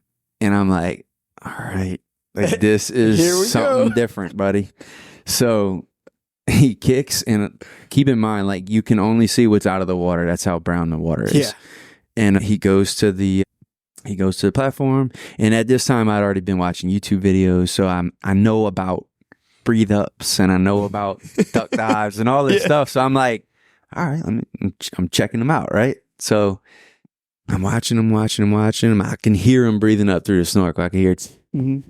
I'm like, all right, he's actually doing it. Like this is fake. This is real. All right, it's happening. He goes down, and I'm like, check my watch. I'm like, all right, I'm good. I'm ready to jump in if you don't come up in and out. I'm gonna give him a minute, and I'm getting in the water.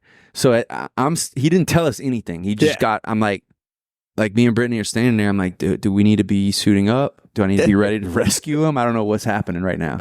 So I'm literally just like, I'm half like grabbing my stuff, and then I like put it back down, and I'm just watching and waiting, and I'm like, maybe we should just gear up. I don't know.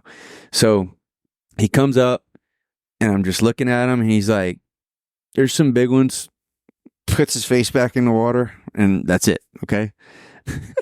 So he breathes up, goes back down, comes up, starts swimming to the boat.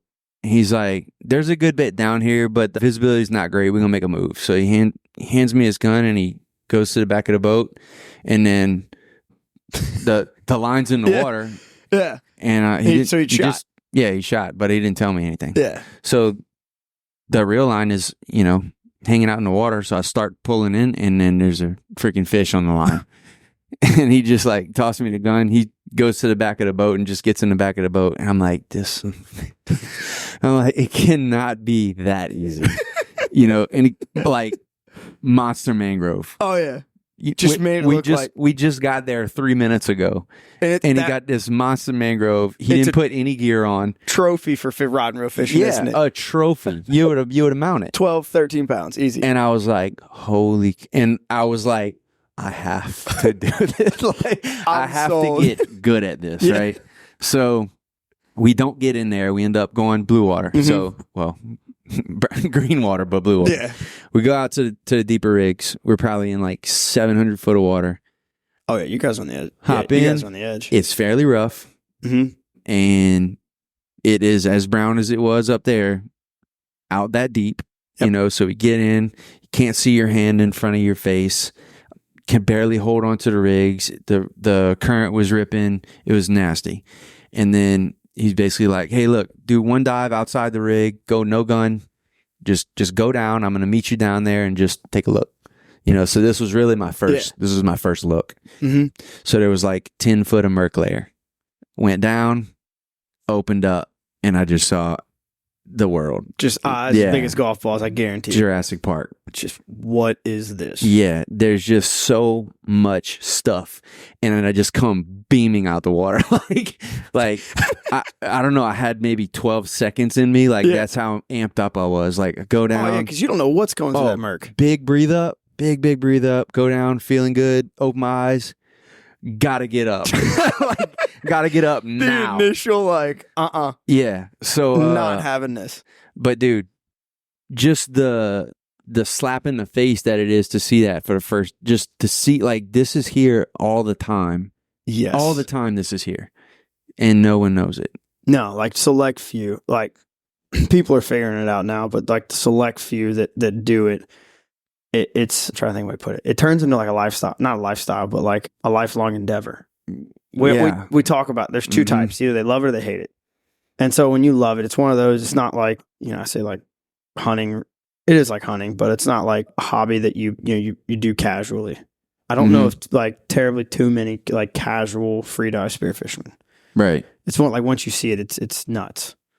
It's hard to not only want to do that. It's hard to want to touch a rod again. Honestly, it's hard to want to fish if the opportunity to get in the water is there. Yes. Like yes, if I can't and I know I can't, and I can't convince the guy to get in the water with me, then I'll have fun with a rod and reel. Yeah, we'll rod and reel fish. We went deep dropping a couple weeks ago, and it wasn't miserable. It was fun, but it's one of those like you're deep dropping. You're like, I wish I could dive to 300 feet. Yeah, because seeing what like when you first drop, we pulled up a Warsaw, and I'm just like, really, really, really wish I was a 450 foot diver. Right. Like, be a good day to do that. Huh? Oh, it'd be an amazing day. Diving some of the reefs out there in 400 feet, and you're just what is down there. You said like it's like a lifestyle. There is a lot of things that I have changed since I started spearfishing and diving, and one would be like the way I take care of fish now. Yes. Right. So like, why? It seems that all spearfishermen they take more pride in the meat in the kill. Yeah, I mean, I think because you worked a lot harder for that fish, and you get to see, like it. I'll compare it to like bow hunting, right? That's kind of like the best comparison is bow hunting, right? Like if you've got your trophy deer, and let's say you do eat the meat, right? Because there are trophy hunters out there that do eat the meat, but they're not. They just take it to the processor and be done with it. But like when you're bow hunting and you put in that time, that effort, that the work to get that animal, and you do get it. You're not just going to throw it, like, you don't just not take care of the meat, if that makes sense. And you know what I mean? Like, you do get an opportunity where when you do shoot it and you do get the stone shot, the fish didn't struggle. You already are a step ahead of, the fisherman, right? You're already, the fish hasn't struggled. It hasn't built up the lactic acid in its muscles. And then, it's not hard to, go ahead and bleed it immediately. If it is stoned, or if you spined it, go ahead and put a knife to its brain after you've bled it to go ahead and get the rest of the blood out. And again, I think it's the almost like respect as well. You kind of have a little respect for the fish, especially if it's a big one. If it's a one you've been hunting for a while, I know a lot of people dedicate a ton of time to big fish. And once you make it happen, you don't want to ruin the fish, ruin the meat. Because I eat a lot of the stuff, or I either eat it or, I give it to friends and family and stuff like that. I'm not going to give my friends and family like junk, right? Especially once you've taken care of it. Like, I mean, you've talked about it. Like, one of the biggest misconceptions with fish is because it came out of the water, wash it, clean it, put it back in water. Like, that's the worst thing you can do for fish. If you don't believe me, just try it. Wet a piece of fish and then don't wet a piece of fish and see what happens. Like, the one you wet's going to start turning white, gritty, nasty. Yeah. Just, it's always got a gamey flavor, where if you take one and you don't wet it, you take care of it, it's going to look totally different. It's going to taste totally different. I mean, it's delicious. I've started, using that process for rod and reel fish, like, which I've never done before. I had, my uncle, taught me to bleed like big bull reds. He would kind of pop them behind that fin and dig his thumb in there and that's it. Maybe huge, 30-pound channel cats, we would cut the tail and let as much come out as we can. But I've never, I've worn out the redfish or mangroves before and just thrown them in, and the difference it makes killing each one of them is and bleeding it, it's very significant. Oh, it's night and day. And if you were to just immediately brain a fish or bleed it, then brain it, right? But in any order, it doesn't matter. If you were to take by bleeding it, I mean, if you go right underneath the top of the gills, like stick a knife in underneath the gills, you're going to see where they all meet. Their heart's right there. You can literally take a knife and just cut it, and you can cut both sides, and you'll know when you hit it because it just starts pouring blood out of it. And that fish is going to die within seconds. It's like hitting the femoral artery. You've got you got a handful of seconds. You know what I mean? If somebody severs your femoral artery, you're gone. Like you're going to bleed out. It's the same thing for that fish. If you cut that heart right there, that artery, they're going to bleed out pretty quickly. And you take a knife, put it right behind their eye, and dispatch them quickly and humanely.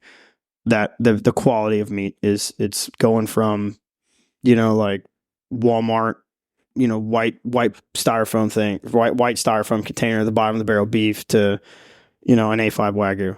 It's almost like it's comparable to that. Like you're going from a cut that's just garbage to now you're paying $40 a pound for this steak. Mm-hmm. It's amazing what that can do. And along with that, icing fish properly. Yes. Keeping them cold and getting them cold immediately. Like, yes, as soon as that, like getting that rigor mortis to set in quick. Yeah. Like getting them cold, keeping the meat cold. Don't let the decomposition enzymes start to grow, or the bacteria start to grow. The enzymes start to come out. Or I don't know the exact process, but don't let those enzymes start to form. That is huge. Mm-hmm. And it also helps you with cleaning fish. Yeah. And, everyone knows to keep fish cold and throw it in the cooler and shut the cooler and all that. But like, it really did become a different connection to it. Like, no, you need to take this fish and you need to lower the internal temperature of it. Quick. That's what you're doing. You're not just putting it in the cooler. Yep. That's what has to happen. It doesn't matter if it's in the cooler and that's not happening. Like, that needs to be happening. Yeah. Got it. So yeah, ice. More ice. Yeah, I grew up fishing with my grandpa and he would take, a bottle of water like that frozen, and that'd be the only ice we had in the cooler. We'd have I know exactly what you're talking about. Like 20 speckled trout in there with a 2-liter bottle of ice. Oh yeah. And nothing was ever wrong with that until I seen what can come of it if you really do baby it. Yeah, if you take the little couple extra 1 minute, here and there. Just take care of it. Like, I don't know how to explain it. Yeah. Like once I figured it out, I was like, oh my gosh, this is like a whole new ball game. Yeah. It makes eating fish just that much more enjoyable. You can treat it like you can do a lot more with the fish too. Like if you like cooking, right? You're not just like I used to be in a seafood market, stuff like that, smelling fish and eating fish a lot. I don't like it. My palate now is just, I don't want anything to do with it.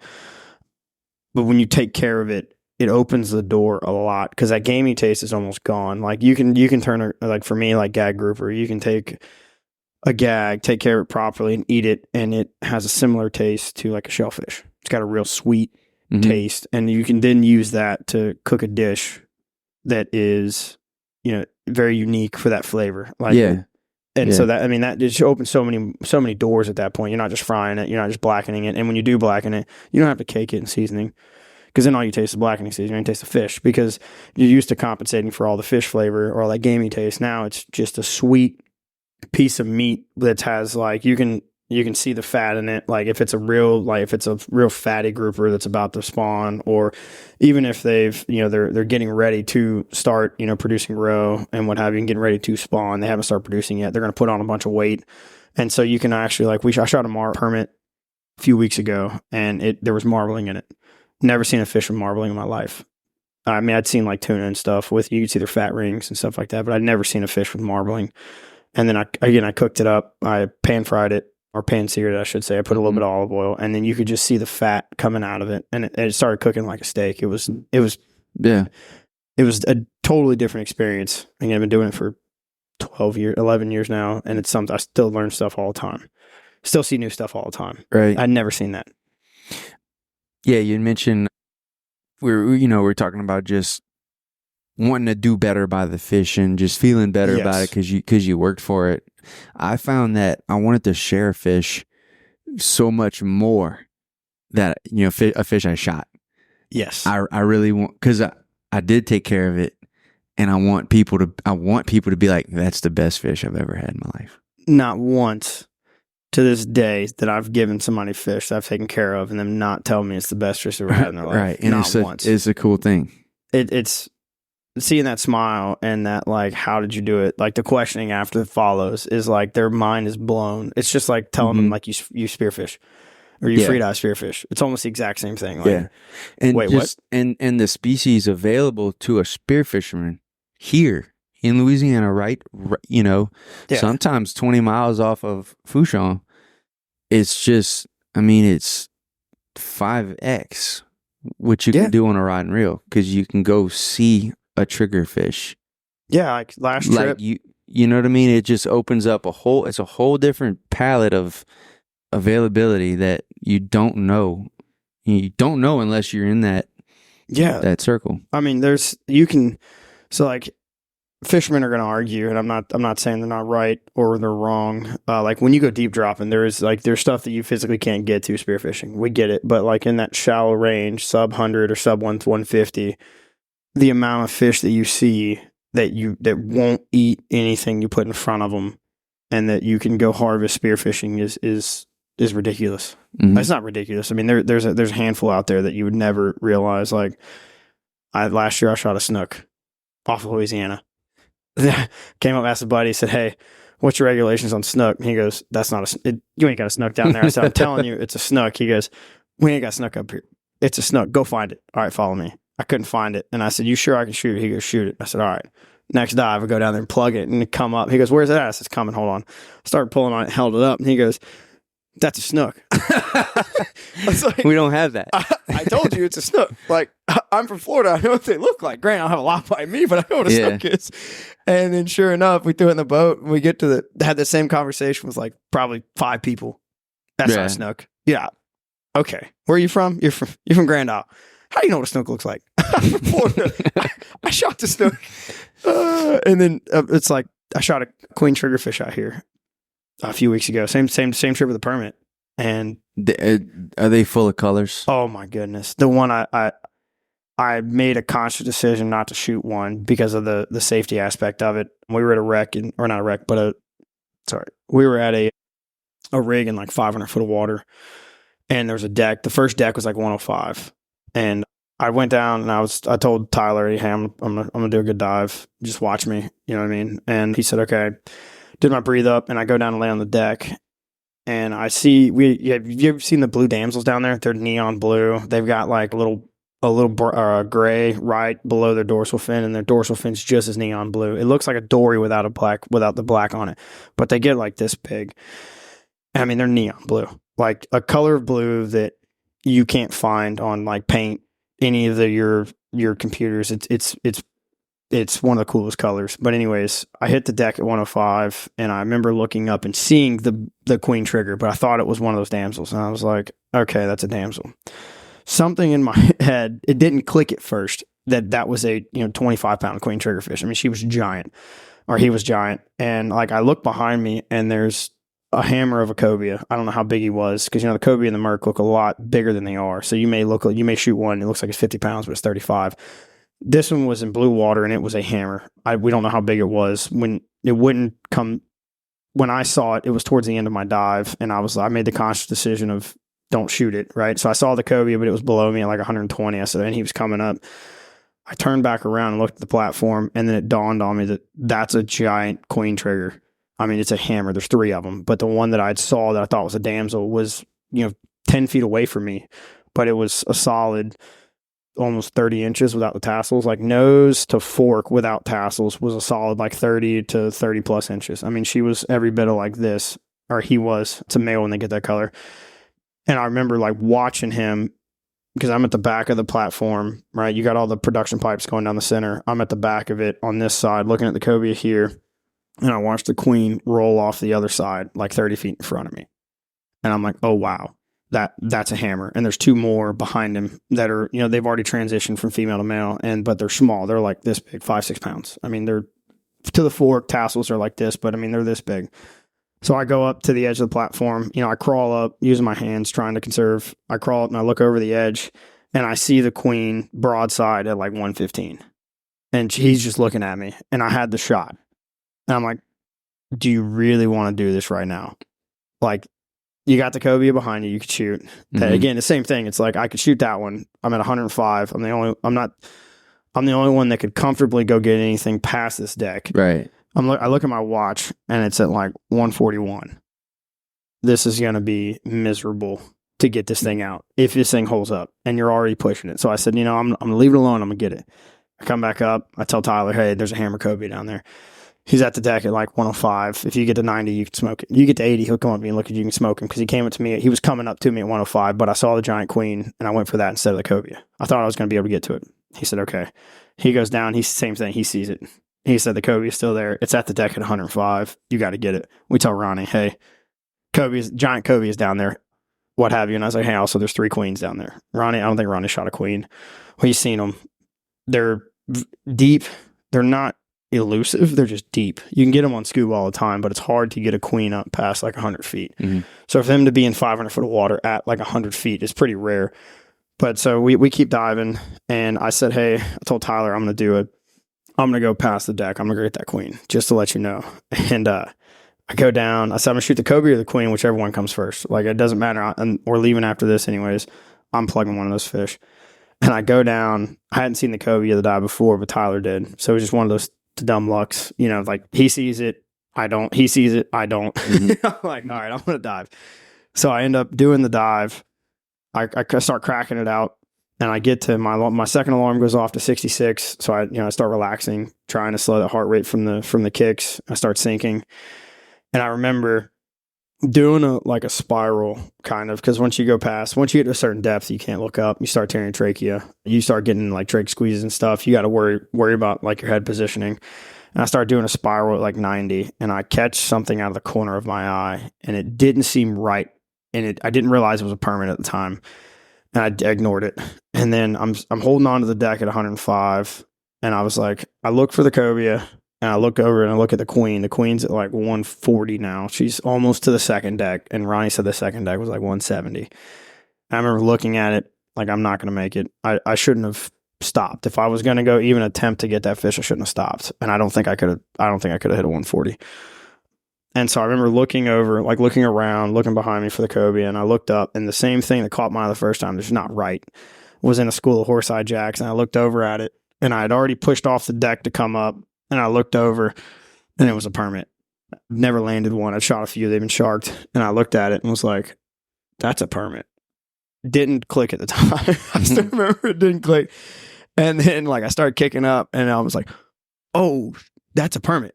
Like, you don't get these out here. Yeah. I lined it up, smoked it, and ended up fighting me the whole way up. And I ended up like horsing it out from underneath the platform, because I shot it. I pulled the trigger at like 90 something. I think it was like 96. I pulled the trigger, and it went straight underneath the platform, like tried to go outside the rig and then go under the platform. I remember like just trying to manhandle it, got it out, just kept kicking. I thought I was a lot shallower than I was. And I remember cranking my head up and looking at from like 85 feet, and I felt it. I tore my trachea. I felt a little tickle, and I was like, oh, you idiot. So what happens? Your trachea is one of the semi-flexible air spaces that you have. So your trachea is a bunch of rings with muscle, like air rings with muscles. So as you dive, obviously air compresses. So what happens is those air rings will compress to nothing. And when you look up, base of the pressure in between your muscles and that air, if there's nothing there, it'll actually tear a little bit. Like that little air ring will tear, like it'll put a little incision in it for the most part, or a little tear, laceration, whatever you call it. And basically it just makes it itch for the most part. It feels like literally somebody takes a feather and tickles the back of your throat, and you cough up. You don't cough up. You can hawk a loogie and blood will come up. And so that's all it is you tear your trachea. The downside, obviously it's not like life-threatening by no means. It's an inconvenience, if anything. The only downside is scar tissue is not as flexible as healthy tissue. So if you start tearing your trachea, you're really limiting the depth you can dive, because at some point you're not going to be your trachea is not going to be able to give at all. Like you're going to basically tear it. I can't say continuously. I've never dove that deep, but eventually you're going to get to a point where your trachea is just not flexible enough to make certain dives. But I knew I'd torn it, and I remember looking up and just in the back of my head going, you idiot. You did exactly what you harp on your students to not do. Don't look up. Because there was a cross member at like 60 feet, and I thought I was at the cross member, but I was like 15 feet below it. I didn't realize that the permit, I hadn't made any ground on the permit. And I end up hitting I go past the cross member, and Tyler comes down and meets me, and he's just shaking his head because I didn't realize at the time. It was a I would say like a 210 dive. I had no idea. Tyler looks at me because he had done a 130 on top of me, trying to safety me. Because when we do stuff like that, Tyler will meet me, or I'll meet Tyler if he says, "Hey, I'm cracking one." It's gonna be a struggle. He'll meet me at like 50, 60 feet, and in case something goes wrong, like the fish is whooping me or what have you, he'll either grab the gun or he can grab me, assist me up, what have you. But again, same thing. He met me at like 30 feet because I was like, "Where's Tyler?" First thing I did, like when I hit that cross member, I was like, "Where's Tyler?" I'm struggling at this point. I can feel it. My legs are starting to tingle. I've got certain symptoms that I know in my body when I'm going to black out or I'm going to have an LMC. And I'm getting really close to that, like 30 feet. And so I'm looking for Tyler, and Tyler hits me at 30 feet. And he gives me the okay, and I just immediately shake my head like, "Nah, man, I'm not good. I'm not good." I'm not okay. I'm not okay, man. Yeah. He looks at me, and he just, I could see it in his face, like, "You idiot." Not even no crap, like, "You idiot, you're here." But I hit the surface and I start hook breathing, and I remember just like laying my head back, like, fixing to go see the wizard. Like, it's coming, it's coming. I feel it. I start like, you can hear it. My breathing starts getting a little like sporadic. It's not like I'm trying to think, but you can hear it's getting shaky. Yeah, and I'm like, "Oh man, this is rough." And then I keep breathing, and he goes, "That was a good one, man." I'm like, "Yeah, that wasn't fun." He goes, "No, I saw you coming up, and then I heard the trigger pull." What was that? I said, "I don't know, man. It was a permit. I had to do it." And it was one of those funny things. Like, that was the closest I've come to like actually having a blackout and a severe LMC in the water. I've had one more before that wasn't as bad. I shot a mangrove. I got holed up. And I was impatient, wasn't waiting for my buddy, and cracked a dive, and I hit the surface, and it was not good. Same thing, real long dive. I had one incident. Oh, let's hear it. In the Bahamas trip. I think you briefly. It was briefly. So I went down, shot, came up, went back down to recover. So I pulled the grouper out, and it wasn't super deep. It might have been 50. Might have been 50 foot, but it was kind of up in some rocks. So I went down. Kind of had to be patient getting it out, and just the excitement of it and kicking everything. And probably the last 10 feet, I felt like I knew it was close, like I was gonna be pushing it. And when I'm looking up, my buddy isn't super close to me, and that's never good. It was I saw where he, crystal clear water. He's looking at me. He's just not super close. So I'm coming straight up, and then I find him, and I was like, "Uh-oh, I need to cut an angle towards him." Like I felt like I needed to try to get closer to him. Yeah. So I'm still at the moment kind of messing. Fish is probably running around me, and I'm on a pole spear. And when I get to the surface, I didn't stop kicking towards the guy. I think I have all this on camera too. But I remember the second I came up, I just started saying, "Grab me." Yeah. And I probably said it 10 times while I'm going to him, and he kind of just not really reacting. So I come up, and I was probably slurring a little bit. I was just like, "Grab me, grab me, grab me, grab me, grab me, grab me, grab me." Like I remember just repeating it over and over, like, "Hold on to me." Like I don't know. I'm not good, buddy. Yeah.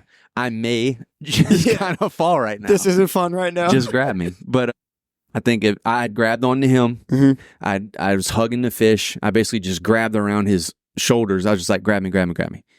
Got my breaths in, and I was like, "All right, that was about as far as you want to go." Pushed it. Yeah. Oh yeah. They're not. It's never fun, but it does take something. It takes something like that, and I guess I'm glad it happened there. I'm glad it happened with that crew. That's very experienced crew, and I mean there was 6 other very highly trained divers near me, and clear water. Couldn't ask for a better spot to have something happen for the first like "oh crap" moment. It's just to put things into clarity and be like, all right, that is, let's call that some type of limit. You need to know what the 15% before that feels like, so to cut it off there. Like after that happened, how did you treat after that happened? You've been diving in Louisiana since, right? How do you treat? Like, what's your mentality after that? I guess is what I'm asking. Dude, like, your mentality towards safety. I try to be by the books, man. I really do. I try to look them in the eye. I try to look in their eyes on their way up, If they're not coming to me, I'm trying to be within at least arm's reach. Yeah. Or if I see someone else within arm's reach, but I'm trying to actually assess them. Yeah. Like, I don't care what they're doing with their hands. Mm-hmm. I'm actually trying to decide, can I turn my back to this guy right now or no? Yes. I'm really trying to decide that because I understand you can give, because it's easy to do this. Yep. But it's also easy to do this. Yeah. Oh, yeah. That latent hypoxia is something. I've seen a few cases of latent hypoxia. One of them was recently on the trip for the trip after the permit. It was the next day. We had a diver come up. He said he was going to punch a good one. Could I watch him? And I said, okay. And I watched him come up, and he did something that normally if you're going deep, you don't stop on the way. And he stopped at like 75 feet, and then he kept going to 90. It wasn't a terribly long dive, but it was a long one. He said, yeah, it was a long one. He came up, he got one breath in. I said, you okay? And he gave me like the head nod. And I kept watching. Me and Tyler both were watching him, and then all of a sudden I'm gonna sit up and kind of imitate it. He just kind of head started going down, and like normally, like if you let your head drop, it's one thing, but like you can tell when somebody's losing it because their whole body kind of follows. Like they're just doing the lean with the head, and it's like, oh, okay, you've kind of lost motor control for the most part. Maybe not 100%, but you're not cognizant. You're not physically aware of what you're doing, right? Because it's not a full-on LMC. Like, you're not twitching. It wasn't a full-on blackout, wasn't a full-on LMC, but you're not there. Like, you're at the verge of it. And sure enough, like, he got a good breath in, maybe two, before he started doing it. And then talking to him later, he's like, I was just looking for my snorkel. And me and Tyler both were like, bro, that thing was behind your head. You didn't even move your arms, man. You were just doing this. And I grabbed him under the shoulder. He didn't say anything. He said, I'm fine. He said, I'm fine twice. I grabbed him by the shoulder, underneath the shoulder, and said, breathe. And then, he didn't really respond until I grabbed his chin. Right. So I pulled his chin up to keep, like we teach you in the class, same thing. I got his, elbow in my sternum, picked him up, put my hand in front of his face, but I put my palm on his chin, just to catch it. And then you see him. I didn't physically, because his face is to my side, so I couldn't see his eyes or anything, but you see him kind of like, you could kind of feel, I could feel his body coming back, you know what I mean? And then I'm fine. And again, I let him go at that point, and then he was fine. He said, I'm just looking for my snorkel. And me and Tyler both were like, nah, man, you almost went and saw the wizard right there, buddy. Like, a lot of scary stuff. That's why you got to go take a damn course. Oh yeah, and so many people are like, oh, I've watched such and such videos online, or I've watched this online. It's like, you can't. Every one of those things tell you does not substitute for a class. Here's another reason to go take a course is because I've heard it from you, and I've heard it from other guys. The guys that have been doing it a while, they're not gonna go with anyone that hasn't been trained. No. Like, you're not going to risk your life. You're not going to put yourself in a situation. So it's like, if you do want to do this around here and you want to go with guys that have experience, you have to go get certified first, or you're not going to get an invite. Yeah, no. It's not just. It goes back to the packing a parachute thing. Like, Shane, what's the monetary value of your life to your family? Is it $475?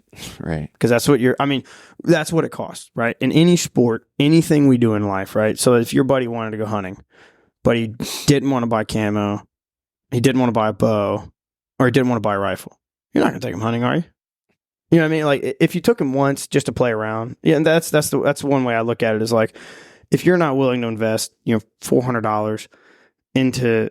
It's not necessarily the biggest aspect of a class is a safety. If you're not willing to invest the $475 into your safety, like your knowledge, and then also my life, your buddy's life, do you really need to do this sport? Right. Yeah. There's no value in somebody's life, and that's what you're playing with at that point. It's like, again, packing a parachute. Shane, let's go jump. I watched a couple of videos on how to pack a parachute. You're probably not going to go jump with me. Mm-hmm. So it's like, why would I go dive with somebody where as soon as my head leaves the surface and I start diving down, there's the chance that I'm not coming home. That's the utmost extreme. I do want to say the follow up with that. That is the utmost extreme case. Any time that something's happened to somebody, they've broken one or 9 times out of 10 several rules that we teach in any agency. Right, they've broken a lot of those rules, and then something is happening at that point. Right. So. All right, let's talk about the other thing. We said the most common probably feedback or questions you get is how long can you hold your breath? How deep can you go? And what about the sharks? Of course. So, Of course.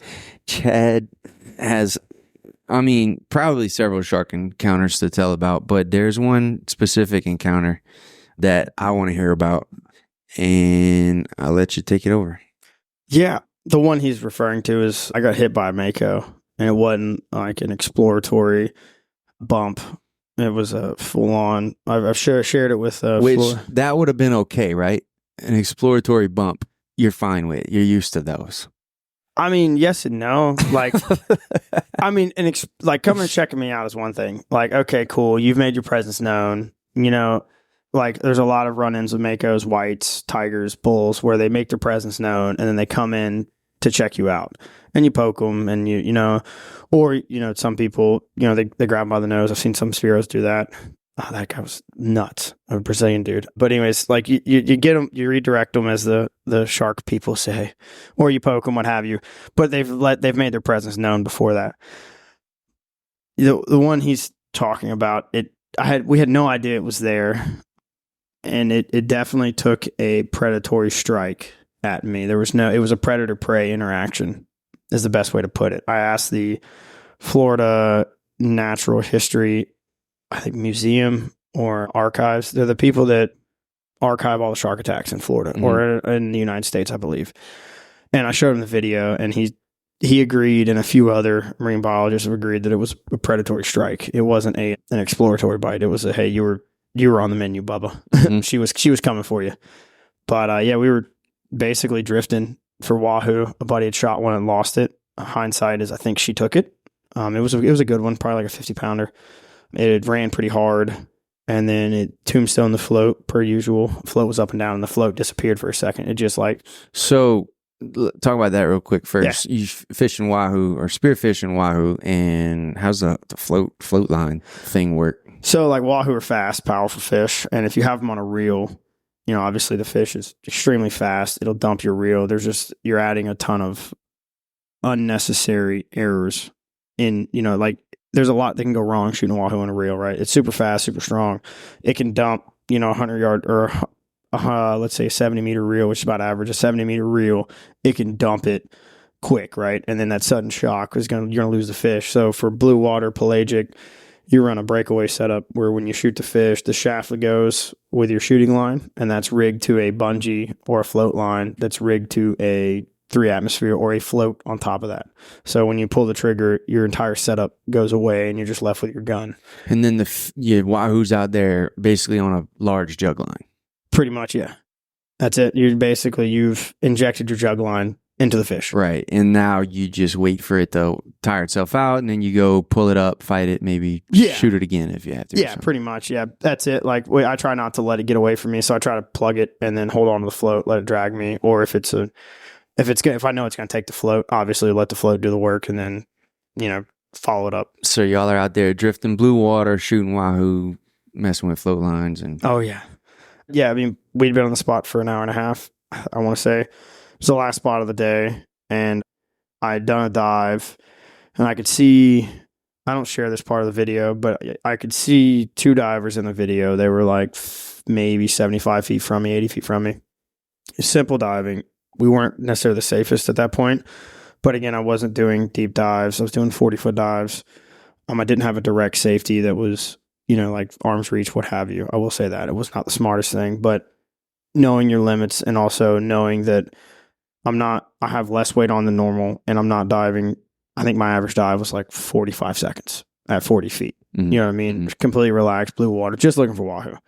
Hit the surface, started breathing. My head was out of the water for 18 seconds. And in the video, it looks like I'm sitting straight up and down, but I'm not. I'm actually gently kicking towards the boat, because the boat had picked up Josh Laux. They'd picked him up, and it was doubling back to come get me. I was the last diver in the water, and I got 30 feet from me, 40 feet from me, and she hit me from behind. I did basically a somersault in the water. She hit me in my right rear corner, grabbed my right fin. She hit me. I rolled over, and when you see her in the video, I'm actually I've done a 180. So my face was facing the boat, and now I've rolled completely over, and it would be like if I'm facing that door right there is what it's like. So if I'm talking to you, right, it would be like when I see her, I've rolled completely around facing that door when you actually see her. And so she rolled me over and then ripped my fin off, crushed it. You can kind of hear her crush it in the video. You can see her crush it. You can see her gills move. You can see them rake one time, and that's her actually crushing the fin. She folds it over hot dog style. I challenge you to try that. Fold one of the fins over and see how close, see how hard it is. Right. She folded that over and just completely crushed it, and then just gently drifted down. There's about 80 to 90 foot of viz. She drifted down. You hear me. Let's back up. You hear me scream bloody murder because I didn't know this at the time. Makos, they use their bodies to tear flesh, their fins and their body. So if they go for a strike on a fish, and let's say they miss, they can use according to certain marine biologists, they can use their pec fins to swipe at something. Really? And they'll use the sandpaper skin to get an abrasion out of it to like tear, just basically rip flesh. Yeah. And so I had pressure from like my ankle, like basically my entire right from the knee down, I had pressure. And if you remember watching Shark Week, I watched it every week. You hear the female surfer that got her arm bitten off by the white. She talks about she didn't feel anything. She just felt pressure on her arm. The arm wasn't there. And I remember just having immediate pressure from the knee down and just thinking like, you don't have a foot, period. Like you're dead. You're in a 21-foot boat, 70 miles offshore. It's 2.5 hour run in. Your Garmin inReach is dead. You don't have a radio. You've got an iPhone SOS as your only safety. That's the only way you get in contact with the outside world. You're dead, you idiot. And I remember like the first shriek was pure terror. Like that's the sound I make when I know I'm dead. Right. If you ever wondered. Like, and then I remember like the second shriek isn't as bad because I physically remember looking down and counting to 5, and I counted 5 toes and went, holy shit, you're alive. You're not going to die. You're good. So what did you feel? What, I don't know. You just feel a big boom and a rush of water? No. I don't know. Like you ever shoulder check the door frame? I'm not kidding. Like, have you ever shoulder checked the door frame? Just, boom. You just felt like... You ever had your buddies tackle you fucking around? You know how like their shoulder gives? Now I was like getting shoulder checked by the door frame from behind. Yeah. It was literally like getting hit by a linebacker with pads from behind. And that's the best way to put it. Like it didn't move. I moved. And then the same thing, like it was the weirdest, like you're helpless. Right. That's the best way to put it. You're completely helpless. Probably never turned that fast in water, right? No. So I had the gun in my right hand, right? So I have the gun in my right hand. I'm looking at the boat. And in the video, you can see me lose the gun when I roll over, and the gun ends up in my left shoulder. Because like you just did that. I literally, so like did that right there. If that's the best way to do it. Like if I was to, I'm trying to think, if you were to grab my head and grab my right foot and pull them together and flip me. That's exactly what happened. She put my knee in my chest and then flipped me over, and that was it. I mean, yeah, nuts. Again, the best thing to describe is like getting shoulder checked by a door frame. And you watched it drop down after? Yeah. So she hit me. My buddy, Nathan Lancaster, he says I look like a topwater lure. I'm in a red wetsuit. She hits me at my right rear corner. So all the guys that want to talk like, oh, that's why you keep your face in the water, all that stuff. I wouldn't have seen her coming either way. At the angle she hit me and where she hit me from was, even if I was laying face down looking, unless I physically looked back at my feet, I would have never seen her. Right? It doesn't matter how you skin that cat. He said I look like a topwater lure. It hit me. It was just a white water and red because of the red wetsuit. And they saw the blue roll over because her fins never really left the water when she hit. And they said you saw white water, red, and me. And then they, same thing. They were like, he's done. Like they thought a white hit me. And then I screamed. You can watch the video. I screamed like bloody murder. And then Josh jumps in, and I've got water probably up to the bottom of my eyeballs in the mask. So that's another reason I'm screaming, get me in the effing boat. Right. I can't see. Like my eyes are burning. I know I've got a shark. So every time I look down, I've got like the distillation of water. Like you just can't get right. Yeah, everything. My entire world is thrown upside down. Like it's like in boot camp, or like, or basic for you when you come back to the barracks and all of your stuff is thrown everywhere and your life's in shambles. You know what I'm talking about? You're like, oh my God, that's it. And yeah, I remember specifically looking at her and watching her disappear at like 40 feet and like almost 100 foot of viz. And watching her just disappear. It wasn't like, oh, she fades into the distance. Like, no, I don't know if she changed colors. I don't know what happened, but you can kind of see it in the video. She just disappears. And even like we talked about it the whole way home, like that was insane. It was the biggest shark Josh had seen to date until they saw the white. And for me, you really realize how much of apex predators those things are. Oh, yeah. Like, even if that thing could have been cruising under me at 60 feet, none of us would have ever seen it, period. Like, the only way you're going to see her is when she noses up and you can see her white chin. Because, I can't harp on it enough. How big? We don't know. I've asked a dozen people. They say anywhere from 8 to 12 foot, 600 to 1,200 pounds. Yeah. They say it's a female, probably pregnant. If she was pregnant, obviously she'd be a little heavier, but they don't know. Like the marine biologists say, 8 to 12. Old salts say 8 to 12. Some of them say 10 plus. Some of them say 12 for sure. Some of them say it's not bigger than 8.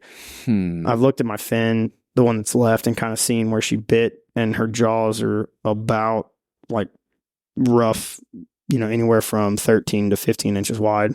So you got to think that's a big Mako. I've seen 8-foot jaws and they're 9-10 inches.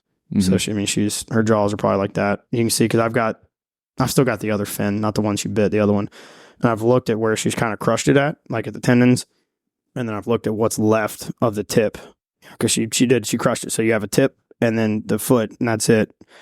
And I've kind of pieced it together and measured it in a very crude, it's like 12, 15 inches.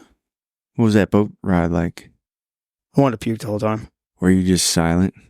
Or were we all talking about it? We were talking, and then I got pretty quiet because it's very surreal. Yeah, I'm sure you had just things running through your brain. And yeah, well, what's crazy is me and Joe, kind of my mentor in freediving and the instructor I teach with, we just talked about with the Okaloosa fads and people going out there not knowing what they're doing. It's only a matter of time before somebody has a run-in with a real shark, like a blue water shark or white Mako, a big dusky, something that like there's no forgiveness. Like it's you or him, put it pretty much.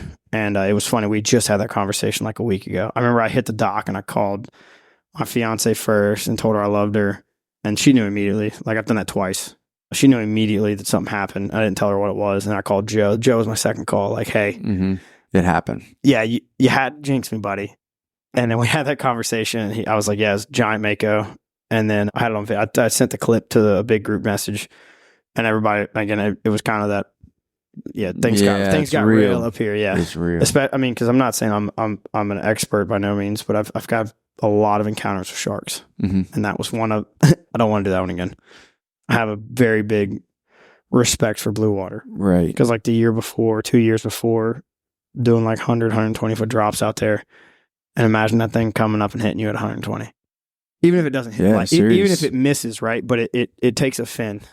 And all of your juice left, right? Yeah, like whatever you had in your body, you don't get to use anymore. No, because it's all going straight to your heart. And you're going to get a giant adrenaline dump, and now you've got to recover from 120. And your mask is full of water. Oh yeah, and you're not going to see her. You might not know which way up is. No, you're not, and you don't know what it is. Because if she hits you at depth, because your color perception's off, right? Your white balance for your eyes, everything gone. So like she's going to be even more blue. She's going to blend in with everything. It's one of those things like, yeah, you won't catch me diving deeper than like 60 feet, open blue water. I won't do it. Yeah. So what about the bulls and the reef sharks and stuff? They're getting a lot worse. Noah's new commercial policies have really done a number on them. But what's up with these guys diving back to shrimp boats through thousands of sharks? Why is that okay? Different type of sharks. Those are mostly like reefies, not even reefies, they're spinners, silkies. And 9 times out of 10, you're the same size as them. So it's like apex predator to apex predator. Right? How many sharks do you see messing with dolphins? Right? We're just the fat, retarded ones. I mean, that's it. We're the fat, retarded marine mammals in the water. So when you get in behind those shrimp boats, there's not a lot of those sharks don't mess with you. They treat you like an apex predator. It's prison rules. Don't give them a reason to punk you, or don't let them punk you, and just don't get punked. So poke them, if they do come in and check you out, just let them know, hey, like, leave me alone. I'm not messing with you. Don't mess with me, kind of thing. But like the bulls on the reef, if they're trained, they get real aggressive. The second worst shark encounter was on a wreck with bulls. There was like 9 of them, and I had a buddy that never dove before. He'd just taken a level 1, and one of my good buddies from high school named Dylan. And my buddy Keith, Stuart rolls me and Dylan in, and I'm loading my wooden interceptor, and the trigger was pulled, thank God. So the shaft fell out. But he said, shark. And I look over at him, didn't even look down yet, really. I'm still looking kind of out of the boat, and I've got the rigging on the gun, and I pull it up, and I say, yeah. He goes, no, effing shark.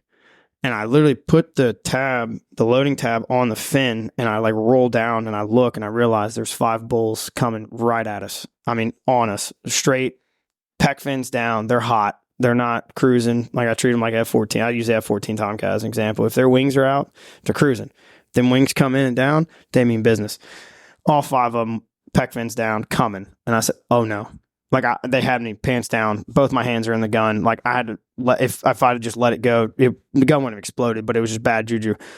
The shaft slides out of the end of the gun and hits the bull, rocketing at me in the nose. All of our women are on the boat. First time I've ever actually gone diving with women, like a significant other or something like that, and had a bad situation. And I remember Dylan freaking out, screaming bloody murder. I yelled sharks, and for Keith to come over, because there was 5 turned into 7, turned into 9, like, I mean, instantly. And I remember I hit the one that was rocketing up, winning the biggest one, rocketing up, hit him right in the nose with the shaft. He immediately turned, went straight back down. They started hanging out like 20 feet. Pulled my shaft up, re-rigged real quick, was yelling at the boat. And I remember looking at the boat, seeing all 3 women, white as ghost, mortified. I mean, just mortified. And I was like, oh, you idiot. You can't just... You ruined it. You can't just chalk this up to like, oh yeah, right. I died doing what I love, because now you got to put, your fiance watching you die on the boat, you dummy. Because that was my mentality for the longest time was, oh well. Like, I swear ever since then, like, I've had this was before the Mako, I've had a new respect for sharks. Like, I used to not care at all about sharks. Didn't care. I dived through 5 or 6 bulls, wouldn't give a crap. Like, I literally had the mentality, if I died doing what I love, oh well. That was it. Just, if I come home, I come home. And I wasn't doing like unsafe diving. I wasn't going out and basically doing 4-minute dives or trying to die, diving overweighted. No, I just didn't care about sharks, whatever. Seeing Brittany's face, Hillary's face, I was like, no, you freaking idiot. Like, what are you doing? It was rough. But yeah, then I'm over them. I've started making personal protective devices. They're great. Is that the power heads? Yeah. So I legally sell them as personal protective devices. So they're and how's that work? So they protect you for the most part. Like, shark rushes you. They're single use. I 3D print them. You put a 5.56 round or 223 in it. Put it on the tip of your gun. Point it. Shoot it. It goes bang for the most part. This is similar. They make these for like alligators. Yes. They'll make like a bang stick or... Exactly what it is. Hogs, I think, too, they use them for. Yeah, they make them for scuba diving. They use thread on the end of your shaft, but now the shaft's dedicated for power heads. I make them to where you just slide them under your sleeve. They're made out of plastic that decomposes with UV, so it's not terribly UV resistant. So, but it's not like going to fall apart. You leave it in the sun for a day, you leave it in the sun for a week, it's going to crumble. Like, it's just going to be gone. You could just rub it together and it'd turn into dust. But I say a week. I've left them out in the sun for quite some time, and they'd fall apart. But no, you leave them on your sleeve, what have you, but you do see a shark. You don't have to dedicate a gun, to sharks. You can just pull that out, slide it on the tip of your gun, to the tip of your shaft, and then point it, shoot it at the shark, and it's fine. I mean, it's enough to deter it from attacking you. We have a lot of sharks. A pile of them. And they're eating all the fish. They're eating everything. I mean, anything and everything. It's bad. No, it needs to fix it pretty quickly. Like I said, we had almost record number of attacks in my area. 3 people in one day, and they're on Santa Rosa Beach. It's bad. How do you fix it? I'll kill them. Not trying to be a dick. It's it. Like, a lot of the scientists don't realize, I don't think they take into consideration that when you put a ton of pressure on the apex predators and you drop their population to what you would consider dangerously low, and then you increase the food for the predator, right? Because you've made such harsh restrictions on the reef fish and the fishery. There's such harsh restrictions on it that the fishery has rebounded significantly without the apex predators. And then they still have the pressure on the apex predators, but the pressure's not on the reef fish, right? With the limits set by NOAA for red snapper, grouper, all these fish. Now there's so many regulations now that the fish have rebounded significantly. They have turned, and now you've basically turned the pressure off of the predators completely. There's no more pressure on sharks. I think there's one shark boat in Alabama, period. I don't think there's any in Pensacola. That number is going to skyrocket. I mean, again, you have unlimited food source for these sharks, and you have no sharks. Now, every shark has a chance of survival. Like, you can keep one shark per day, per boat now. And a lot of the clients don't want to kill the sharks on charter boats, right? And I don't want to deal with, hauling an 8-foot bull in or a 6-foot bull in, right? And if I go to sell it, the ice costs more than the shark meat does. Why would I even get shark quota? Doesn't make sense. Right. Before, you could hack the fins off and sell the fins. And it was worth it because you could kill a shark, get 3 fins. And now you can't do that. No, the shark's got to come in whole. So, and you can't, I don't think you're allowed to separate the shark's fins, period. Right. You got to sell the whole shark. Intact. So, and with that being said, there's just a pile of them. And why can't they just do what they do with Nutra? Fish huggers. Fish huggers. Fish huggers. Like, that's it. I mean, people that don't really know much about the water. No, they really don't. It's like the jack wagons that released the wrong type of wolves in Colorado. Geniuses. Right. Scientists. They're trying to manage. Dick Jagger says it best. You're trying to manage a fishery with a PhD with paintbrushes. Don't work. You need actual science. You need data. You need to understand what happens.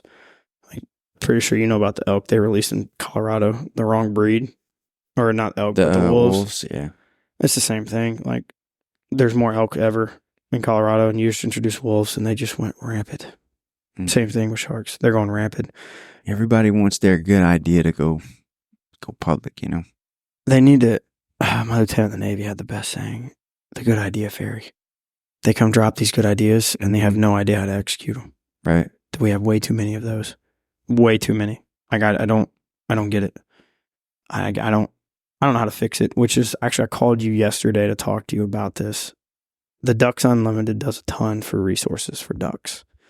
I'd like to pick somebody's brain to figure out how to save, somebody in Ducks Unlimited has got to know who to talk to, somebody about conservation.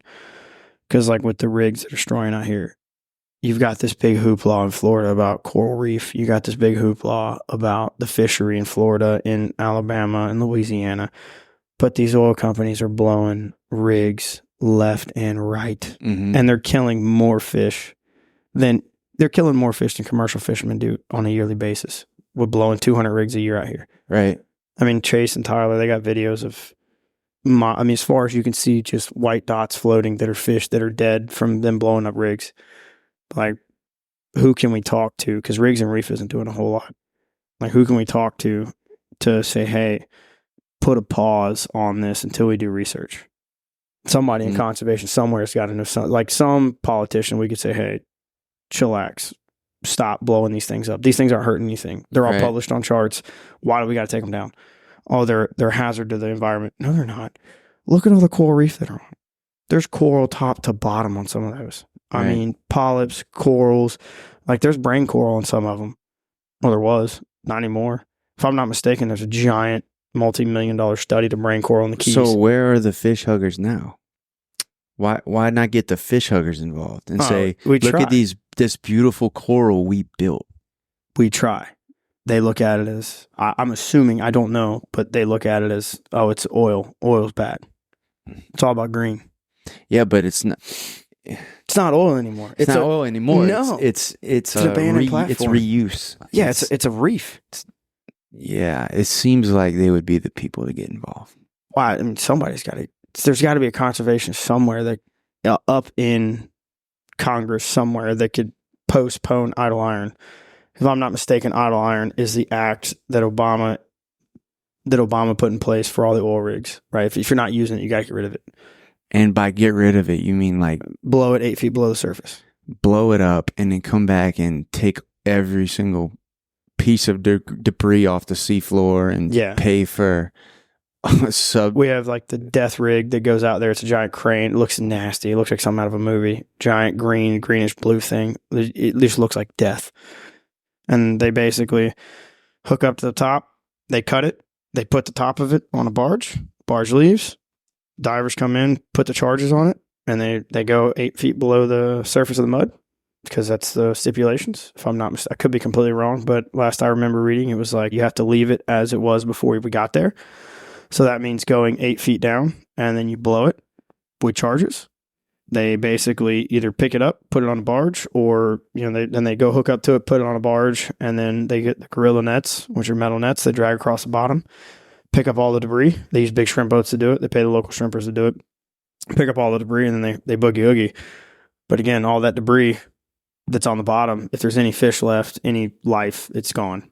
Like, you're just stirring up mud. If there's any coral on the bottom, when not mud, you've killed it. You've drug it up. You've just destroyed everything. All that time spent building something and like creating life. Dude, some of these rigs have been there since like the 60s, if not earlier. And we have a problem keeping coral worldwide in general. Yeah. Why doesn't someone see this as an opportunity to save the coral? I have no idea. And their biggest thing is, one of the arguments is a hazard of navigation. They got to keep the beepers up. They got to keep the lights. They don't want to pay for it. Turn it off. Every one of those rigs are published. They're all published. Mm-hmm. If you're telling me somebody with a captain's license can't read a chart, can't use ECDIS, and can't say, hey, there's a rig here, why do you have a captain's license? Why do you have a 1,600-ton master? Why do you have an unlimited master? If you can't look on a chart and go, dang, there's 52 rigs in this block, I probably shouldn't drive through it. Mm-hmm. I got fairways on left and right, or I've got radar. I've got all these. There's so much technology on these boats now. Right. They could miss every one of them. There's no need to blow them up. There's no need to sit. Just leave them. Let them fall down on their own. It doesn't matter. If the wellheads are capped and there's no production in them, there's no toxic chemicals on top or in the pipes, let them rot. Mm-hmm. Let them fall apart. Let the top piece fall over. It doesn't matter. Leave them there. It does not matter. They're all published. You're doing more good than evil. Like that metal. If you're worried about the metal, go look at all the ships that are sitting in the Northeast just rotting away. Go look at all the ships on these islands that are just rotting away. Like, go look at North Carolina. How many ships are just stuck in the mud, just rotting away? That estuary is a lot more fragile than the Gulf of Mexico. Leave them. There's so much metal. Look at all of our dry docks. You're worried about metal? What about all the anti-fouling paint on that dry dock? What about all the anti-fouling paint on the boats? That kills, all of the microorganisms in the water. Like, they had to ban Island 33 paint because it killed everything. It killed harbors. Killed everything in harbor. Not necessarily the fish, but it killed all the plankton, all of the algae. It killed everything, right? So if you're worried about these rigs, it doesn't make sense. Ban anti-fouling paint. You're putting more particles, because anti-fouling paint rubs off over time. You're putting more particles in the water that kills microorganisms than that rig is. Mm-hmm. It's a huge problem. Sorry, I could go on a rant about this all the time, because they're pulling like 200 a year, and it's the first time I came out here, it was amazing. Now it's a barren wasteland. Right. You're starting to see it. Like, there are rigs that we dove the tournament in July, and then dove it the following week, and there were 3 rigs gone in a week. Big rigs that we had seen probably 1,000+ snapper on each rig. That's we could physically see, not including what was in the Merc, not including what was out. Right. They're gone. I can guarantee you 99% of those fish died in that kill, because they're all on the rig. That rig goes boom, the shockwave, the concussion, they all float, and then they just float off into the abyss dead. So, and then again, I guess they're not harvesting them, so it's okay. So technically, we can just go slaughter fish and leave them. I mean, it's not illegal, right? Right, they're doing it. Yeah, they're killing millions at a time. So, but maybe if they just accept the fine, if they just get fined, accept it, pay for it, do what they need to do, but it comes at a price.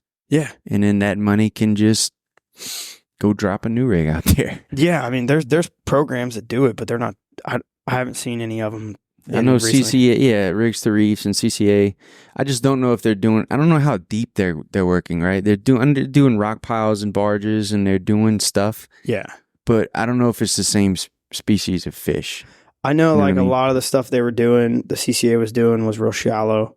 And I don't know if any that are doing deep. Like, they've got the cutoffs and stuff, but you've got 3 cutoffs for every 100, even more than that. For every 200 rigs you're taking, you get one cut off.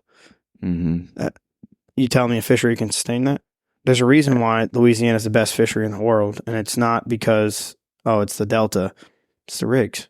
Mm-hmm. No questions about it. The floaters, that's where the tuna are. The shelf rigs, again, an 800-900 foot of water, that's where the tuna are, that's where the snapper are, that's where the cobia are. All these rigs have been here for 50s, 60s, some of them 70, 80 years almost, right? Or 50 to 80 years. That tuna that's migrating, whether it be yellowfin, bluefin, blackfin, has made a pit stop by the same rigs every year, I guarantee it. Mm-hmm. And a lot of those rigs aren't there anymore. So now what's going to, where are they going to, you're pulling their migratory stops. They're literally just pit stops along the way for their migration. They're pulling them. What's happening to those fish? Yeah. Their migration routes are all whacked, all are going to be thrown off whack. It's inevitable at that point. Same thing like cobia. The cobia, the guys in our area get mad about the cobia. They're gone. They're missing. We haven't caught them like that. And it's well, yeah, you guys have fished the same fish that migrate the beach every year, right? Those fish are gone. That migration route is gone. All your fancy boats, your fancy towers, all your fancy sunglasses, and then all your tournaments of killing, hundreds of them over 50 pounds. And I'm using that's a small fish. I know some guys, the years where there was Paul Revin says 9 over 90. You're not going to see that again. That's gone. Those 90-pound fish are gone. And those are the same fish that every year come down through Stewart, come around the Keys, right? Because they shoot them off the bulls migrating. Come through Stewart, come around the Keys, go up the East Coast or the West Coast of Florida. They hit Carabel and stuff because my buddy Caleb knows when they show up. Hit Carabel. They start hitting St. Joe. They hit the beach in Pensacola, Alabama. They run down the beach. They all do it. You could schools of them. Then they hit, the Chandelier Islands, and they run up the inside of the Chandelier or the outside, hit the Delta, and that's where they go to breed. A lot of those fish are gone. Now we're starting to see them deeper again on these deep steel. I think this is the first year in a while that every time my buddies have gone out, they've limited out on cobia. On the deep steel, though. And you're not catching them on rod and reel. They're deep. Jacks are getting to it for the cobia will, and everybody kicks and moans, complains. There's no cobia. They're there. You just killed the migrators. You've disturbed their migratory routes. And so I'm drawing it back into the tuna and the rigs. You've disturbed their migratory route. You've killed these fish that were migrating this route. Now the younger fish that are finding a different migratory route, right? I will bet money that the fish that are making it to Fushan, because I've got videos of them, of 200-300 cobia on a rig, they didn't just, appear out of nothing. No, they migrated. They took a different migratory route than the coast. They probably took the shelf all the way around, or, off the coast. They just cruised that, following sharks or following whatever. They cruised up that, and they ended up in Fushan. They ended up in Venice, West Delta, that area. And again, the divers now are seeing them. They're popping up. They're poking their way through cobia looking for fish. And they're there. Same, back to the yellowfin. When you start pulling these rigs, these fish are going to have to find new migratory routes. And where are these tuna going to end up? These tuna captains, they need to start complaining, because that's one of the biggest revenues for Venice is tuna. What happens when there's no floaters left?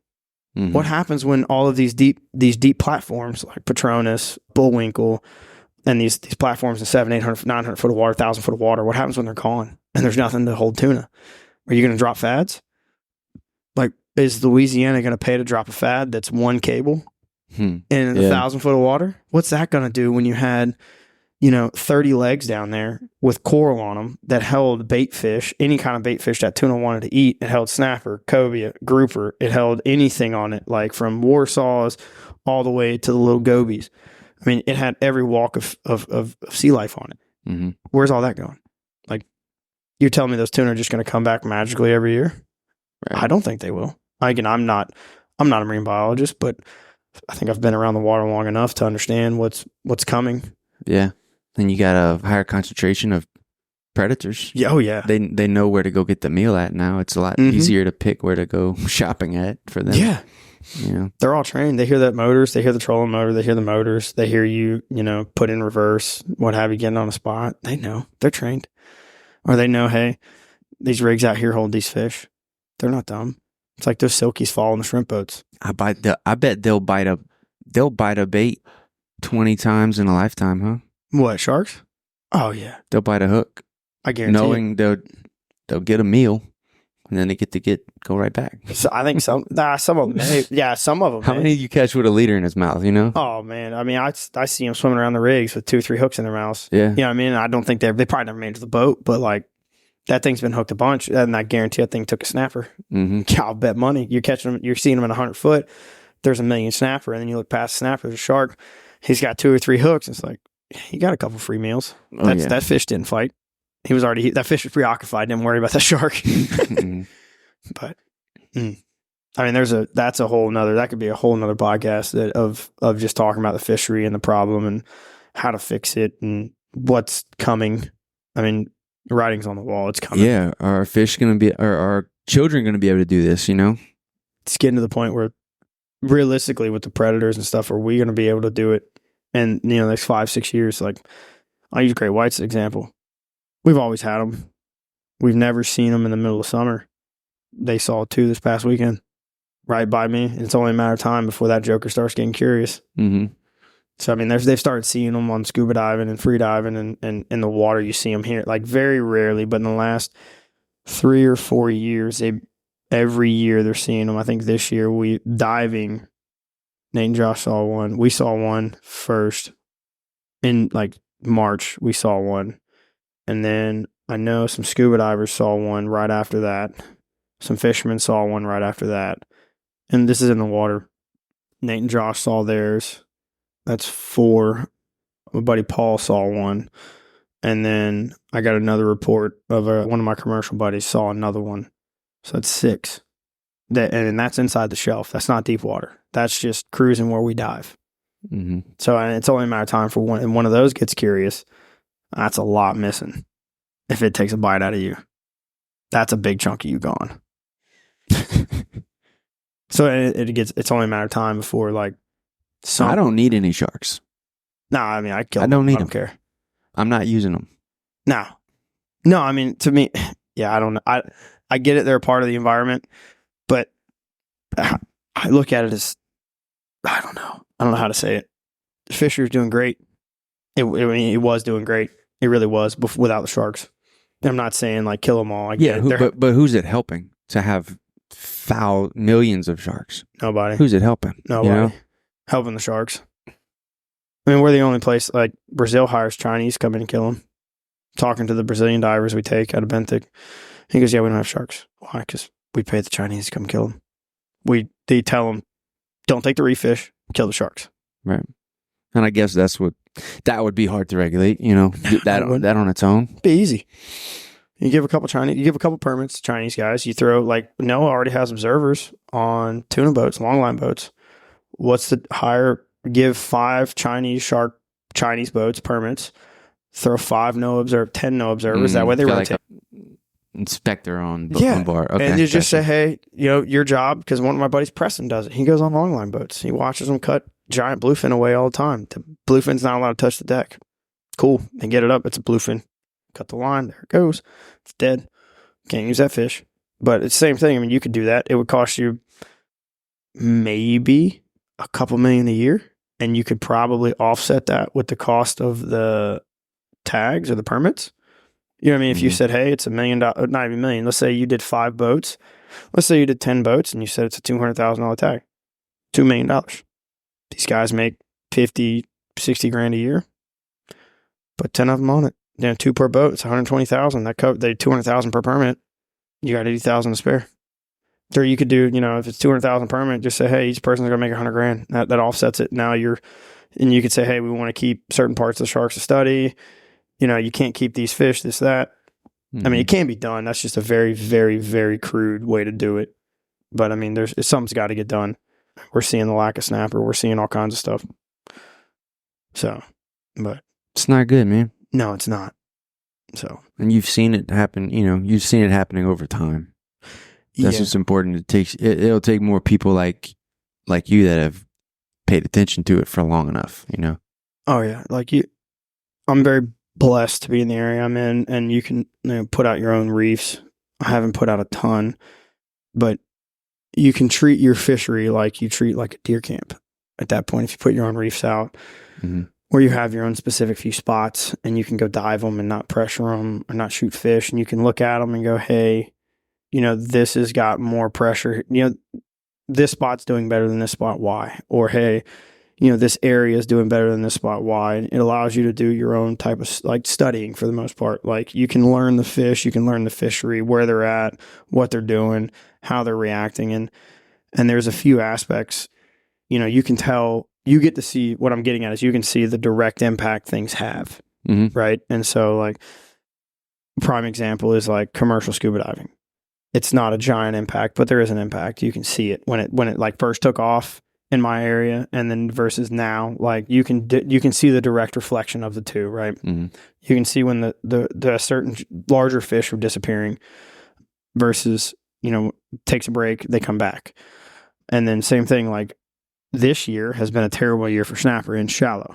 And it could be, there's a lot of variables in there. And I'm not saying this year is 100% on sharks or it's 100% on thermocline or it's, it's this or that. I can say overall in the past 3 years, the amount of big snapper and the amount of snapper have slowly started declining. And it could be, there's a plethora of reasons. It could be the amount of people fishing because of COVID. Everybody was fishing. Could be, the amount of technology. iPilots, these new machines that you can, count the scales on a fish pretty much before you even when you run over it. Or it could be the sharks. It could be, global warming if you're one of those guys. I mean, it could be, again, people selling spots, commercial fishing. Like there's a long laundry list of things it could be. One of the direct reflections that I am seeing is I'm seeing more boats and more sharks. Like there's a direct correlation to those two things. There are more people fishing, I agree, but there's also a lot more sharks. Like we went diving a couple times and you would see one, maybe two sharks on coops. And the pad, we went twice, and both times it was absurd with sharks. I mean, each coop, 2-3 sharks, sometimes 4. They're meeting you at the surface. They're coming and checking you out on the surface. And this is on like a 4x8. This is on a spot small on your desk. Mm-hmm. You know what I mean? It's one spot that holds fish small on your desk in a desert, and there's 4 sharks on it. Why? Did they hear us pull up? They could have. They could have been cruising by and heard us pull up.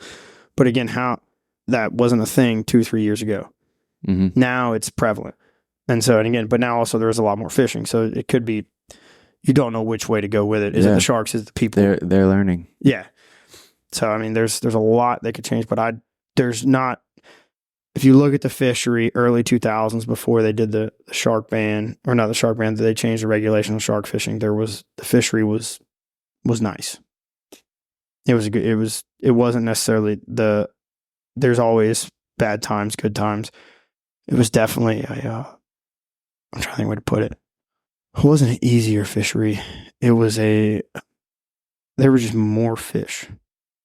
Is about the best way to put it. I don't think there wasn't a lot of pressure. There wasn't as much pressure from apex predators, including us, is what I'm trying to say. Yeah, for sure. So, but yeah, this is a tangent. Sorry. But how about a big fish story? A big fish story. Big fish story to finish us up? Yeah. What do you just want, like the one that got away? Do you want, like, what do you want? All right, let's do this. Okay. Sell someone on spearfishing or freediving. Oh. Like, I guess this. When you go down to 80 feet and you go down and you plane out and you open your eyes and you look, if someone's right on the side of you for the first time, they've never dove before, and they're right on the side of you, what is being experienced? Oh, what is it, man? Just what is it? That is because I can't explain it. I'm not good at explaining what either. Is happening. That is a excellent question there, buddy. Like you go down, yeah, and me and Chad are side by side, and I've never been down before, and I open my eyes, and then what the hell is happening? Oh. We're not supposed to be there, right? Or are we? Are we supposed to be there? Based on the MDR, we're supposed to be there. Like, we can get there. I don't know. Euphoria is kind of the best word to describe. Like, one word would be euphoria, because it's like opening the door to a new world. From the inside. It's not like looking from the outside in, where like I say scuba or, you know, doing these little, I've seen like the jet rides, or not the jet rides, but the little air bubble things you ride around like little scooters. Yeah. You're not like an alien.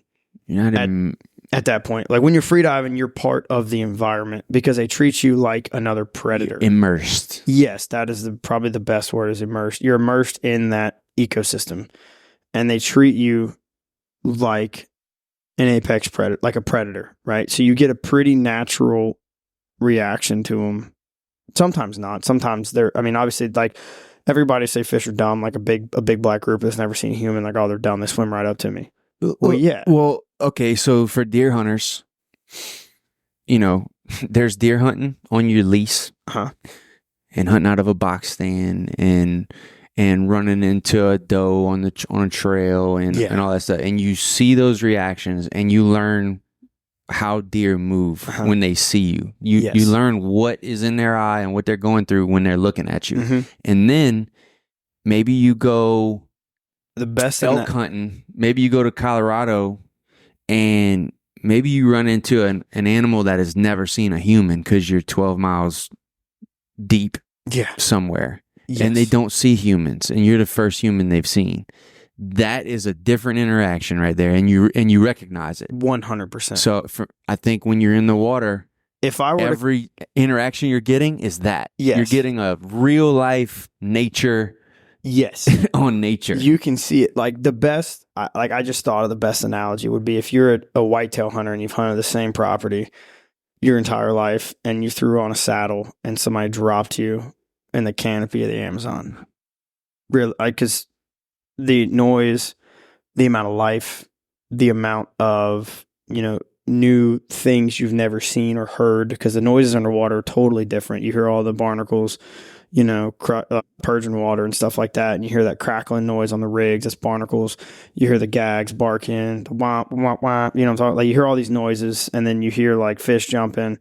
It's a whole new environment, and then you realize like there's on any given rig, right? If it's hasn't been pressured, there's millions of fish. I mean, as far as you can see, there's fish, from spadefish, rainbow runners, blue runners, hardtails, barracudas. I mean, gobies. Like even when you're holding on to the rig, there's probably 50 gobies by your hand. Yeah, the coolest look. They have so much personality, dude. You could. I mean, I'd say anyone can just stare at the rig legs, for an hour and be entertained.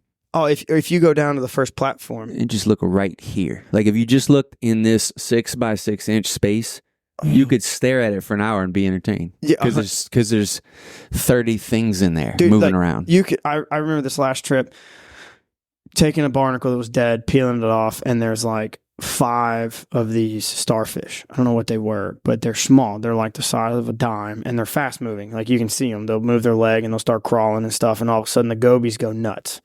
I mean, they come in, they eat one, and then, you know, they go back and they all sit there and stare at you because they do. They're like, do it again. Yeah. They look like little punks. Like, do me another. What are you doing? And they come in, eat another one, they go back, and they eat another one, go back, and they're all just staring at you. And it's like, you 100% can be entertained. You got the alpha in the area because he's the biggest one. He's got this 2 little antennas, depending on what kind he is. You know what I mean? He's got he displaying his colors. And it's just completely entertaining. You could take it a step above, go to the first platform at 60 feet. All the grays, all the groupers, all the little ornamental fish that, I mean, they come and look at you. They dance around you. They'll come, like, I've been laying on a platform and I've had like a school of spadefish come by, and you'll have 30 or 40 spadefish rubbing on you, trying to clean themselves. And I mean, if you can't tell, that's not a natural interaction. Like I'm laying there and all of a sudden you feel, you know, a spadefish just rub down the side of you, and you're like, what? And then you feel them just constantly. There's 10 or 20 of them, however many, just rubbing all over you, trying to clean themselves. And you're just, okay, this is cool. Or you got like the damselfish coming in, looking at you, and then you see a Graysby grouper sitting there. He's got his fins out. He's staring at you like, I don't know what you are, but you know, I'm keeping my distance, what have you. Or again, the mangroves coming in, looking at you, and they're giving you the side eye or the mangrove dance. They look at you, wait for you to move, then they'll skirt away at a 45, and you'll see them looking over their shoulder. And I mean, it's just looking at all the different fish and how and each one of them have a different personality, and they all like interact with predators differently. And you can just see it. Like there's the ornamental fish, they don't care about you because they know like nothing eats them. They have a job. They do their job. Everything leaves them alone. You know what I mean? And it's just looking at that whole thing. It would, to me, be just like if you were to sit in the Amazon rainforest, you know what I mean? Just sit there and listen and look. The amount of stuff you could see. Right. That's like a rig leg. Like if you were to take as far as you could see in the Amazon, you know, like hanging from a tree, you know what I mean? Not like just on a saddle in a tree with a bow, trying to hunt an animal and just put in the middle of the Amazon rainforest. That would be the best comparison to hunting on, like diving a rig. There's no telling what you're going to see. You could dive a rig and see a different fish every day. Like me and Tyler saw, I've never seen it. Look at a Dentex, but it was yellow and black. Had a black stripe across his face. Probably 12, 15 pounds. Was in the snapper family or Dentex family. That's all I remember. It looks like a Dentex. Looks like a red snapper, but a face of an African pompano. Golden. Neon yellow with a black stripe right behind its eye. Thick, about 3-inch black stripe behind its eye. Never seen that fish a day in my life. No idea what it was. Looked at it 3 times. 12, 15 pounds. Same thing. Every time I go to a rig, never saw a permit. I know that thing's delicious. I'm killing it. Never seen a queen triggerfish. Again, same thing. Shot a barjack that I'd never seen before that was giant. World record. Had no idea. Look at a yellowjack, barjack. Never seen one. Neon blue, like. Man, it's that note, you know, as many times as you hunt a tree, you know, or you hunt an area or whatever, even, you know, it just gets to be old. It does. Yes. You learn, you pattern where the animals are going to come from. You may pattern the times or whatever. It gets old eventually. It's like, but like you said, you dive now or 3 minutes from now, you're going to have 2 different experiences. There's no telling what's down there. Right? Or whether you go down and look this way or you go down and look this way first. Yes. Like, you're going to have a different outcome. You know, you could just repeat this. You can go down the same spot all day long and probably have just a different dive every single time. Oh, 100%. You know, it's wild. We dove with Ronnie the other day and he said, hey, there's a scamp here. Never saw it. 2 dives in a row, there's a scamp here. I don't see it. And then I go down and I say, oh, hey, did you see the dog snapper? No, I never saw it. Have you not? I've seen it every dive, Ronnie. What are you looking at? He goes, have you seen the scamp? No. We're looking at each other like, you got to be stupid. Like, I saw a dog every dive. He saw a scamp. There are 2 totally different looking fish. One's a snapper, one's a grouper. And I'm like, wait a minute. Like, and again, it's stuff like that. Like, hey, like, for example, the black I shot in the Bahamas, never even saw it until Tyler pointed it out. I saw a fireback that was probably like 15 pounds. It was a good one. And I had missed it. And it went in a hole and it came back out. And I was going to dive on it because I knew the hole was in now and I was going to dive on it. And Tyler grabbed me and said, no, look at the black. Had no idea the black was there. Stuff like that. Like every time you dive, it's something new. If you take the time to look at it also, because some guys can dive the same thing over and over and they're only looking for one specific fish, but they miss the 15 new fish they've never seen because they can't shoot them or because they don't look at them. But it's an overwhelming experience for sure. It truly is. Man, I talk about this, but the trip with Paul in Venice, you know, the amount of just new stimuli running around in my brain. Yes. And dude. So let's answer the first question. Why is it hard to relax? You've never been there. You've never experienced it before. Yeah. You know, I guess you gotta dive for years before you've experienced most of the things. And then you can stop worrying about those things and worried about more, you know, you can more so focus on a thing like a fish. Like, you can't take someone who just went to the course and then they came, you know, dive the Gulf the next week. Yeah. And say like, hey, there's a dog at 30, go shoot that dog. Oh, they're blasting the first snapper they see. Yeah, like, no, that's too much. That's way too much information. Like, oh yeah, just dive. Like, just go dive. That should be only information. You see something you want to shoot it. Right. I mean, if it's legal, shoot it. But if you want it, honestly, so we get back in the truck. You know, we get back to Venice. We clean fish. We get back in the truck. Venice is a long road back into civilization. Oh, right. I don't know how far you're driving until you in a town. I don't know. 30 minutes before you passing anything that's not just an old road. It's like Venice, Empire, Dulac's to the west. Yeah, Dulac is Basically, Bell Chase is like the first yeah. thing you get to. It's like civilization. I was probably there, honestly, before I woke up from what just happened. Like, I was still Reality kicked in. I was still in La La Land. I seriously, I hadn't thought about anything. I hadn't thought about work. I hadn't thought about nothing. I was driving. We were like dead silent, and I'm like, the day was still. I'm still trying to wrap my head around the day because I had shot maybe 2 fish that day. You know, saw a bunch of fish. I got to watch Paul dive a lot. You know, so it wasn't a whole day of what we're used to now as like a day of diving. But it was way more than I can handle. It was just so much. Thinking about the fish and the diving and seeing sharks and like interacting with them and getting thrashed around by waves and current. And I'm just thinking all the things are just still in my head. And like, I don't remember driving from Venice to Bell Chase. Like, I do not remember any of that. Like, I don't remember getting back to the dock. I was just still like in pure blackout, just focus mode, like, and it was wild. And like, that's been the first thing to get me like that in a long time, you know, really in a long time. It's like you said, you're immersed in a new world, and it's almost like sensory overload. The entire, and like, it's so like I would imagine it's like what being on a really good VR headset would be like. Yes, just. You take it off, but why would you take it off if you could just put it back on? Exactly. That's how it feels. It is, and I don't know how to explain it. Like the feeling you just said, because everybody's like, why do you dive so much? Why do you go to the Gulf? It's like, it's your chance to experience a new world. And I mean, and like you're saying, like you had 30 minutes to process what was going on. And it's almost like, it's like an escape, but also at the same time, it basically it is an escape. Mm-hmm. You know what I mean? Like, that's why, like, when I said there's two, like, nobody ever really does it casually. Most of the time, they're all in because it's just such an experience, a sensory overload. I mean, identical to what you're saying. Like, oh my gosh, what is going on? Mm-hmm. Like, this is the best thing ever. It's I say it's not the best thing ever, but you know, it's one of those like, wow, this is something I can do. It's something feasible. It's near. You know, you really don't need a lot of gear to start or to try. No. Or like I said, if you just go take a stupid course, and then from now on, if you go take a trip to Biloxi or wherever you can get in the Gulf, go down to 12, 15 feet and look at the little bait fish. Like, at least you could do it for a little longer now.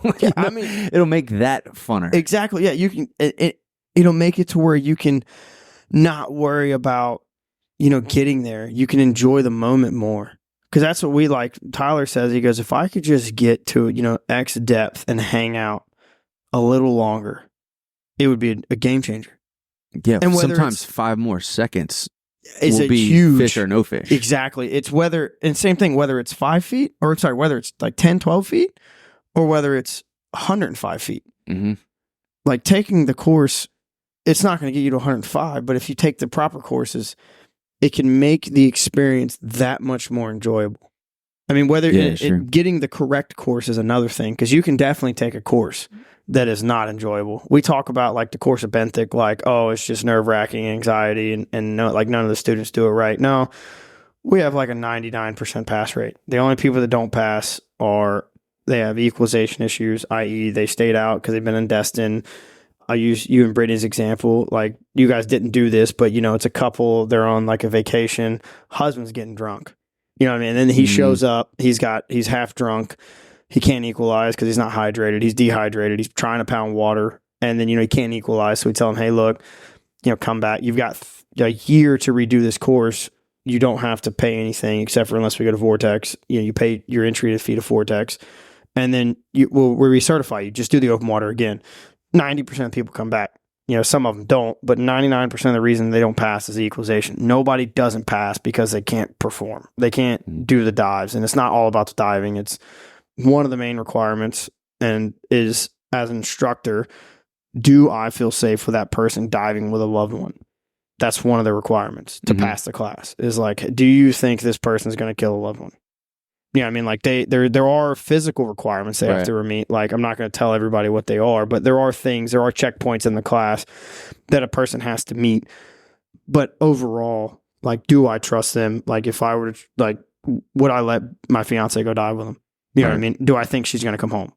Yeah, I think like everybody in the class can do these safety things. I don't think somebody's that dense that they can't, say, like they can't watch somebody have an LMC and not go, they're having problems. That was a heavy military term you just threw in there. Yeah. Are you that dense? I haven't heard that in a while. Oh, man. You gotta be dense. Yeah, there's not a lot going through there. Well, man, I appreciate your, like, the passion you have for this, because no matter what the thing is, if you don't have people that are passionate about it, it won't keep going. It'll stop, right? Whether it's a business or whatever, a skill, a tradition, a cultural tradition, but you gotta have passion in what you're doing. And I know it'd be hard for you to do anything on the water without feeling like it's not gonna feel like a job or a chore. Like, yeah, I've watched you and I know it's something else, right? So like, I think everyone needs something that they have that thing. Yeah. Whether it's whatever, music or art or drifting.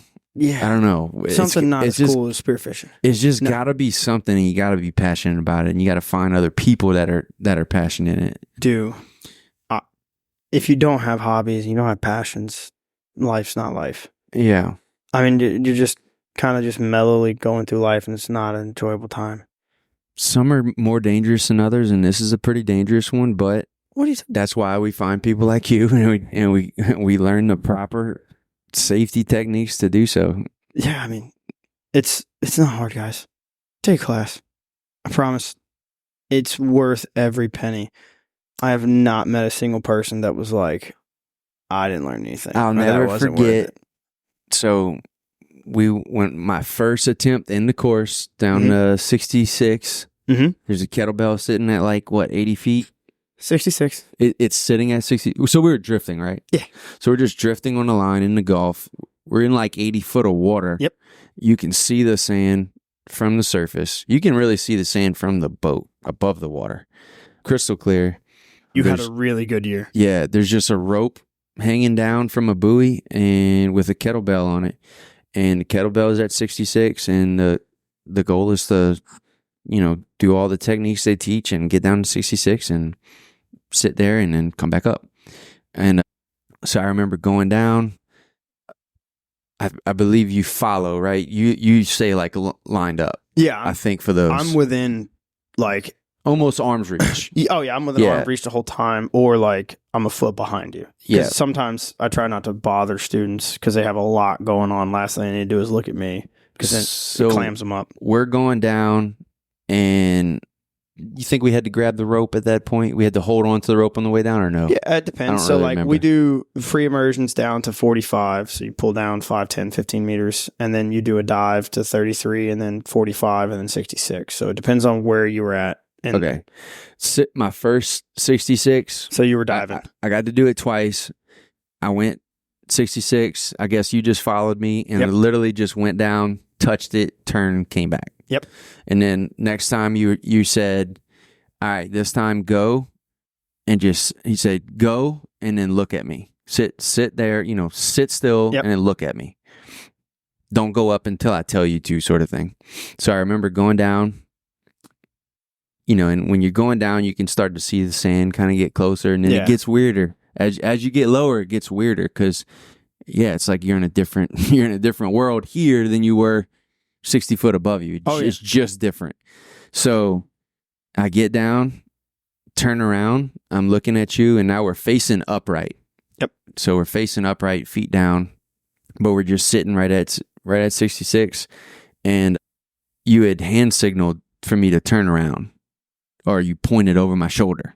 Yeah. And I just remember, like, we were doing the free immersions at this point. I remember just like corkscrewing around, and there was just a wall of just a bazillion bait fish. I don't know what they would have been. Little cigar minnows. Yep.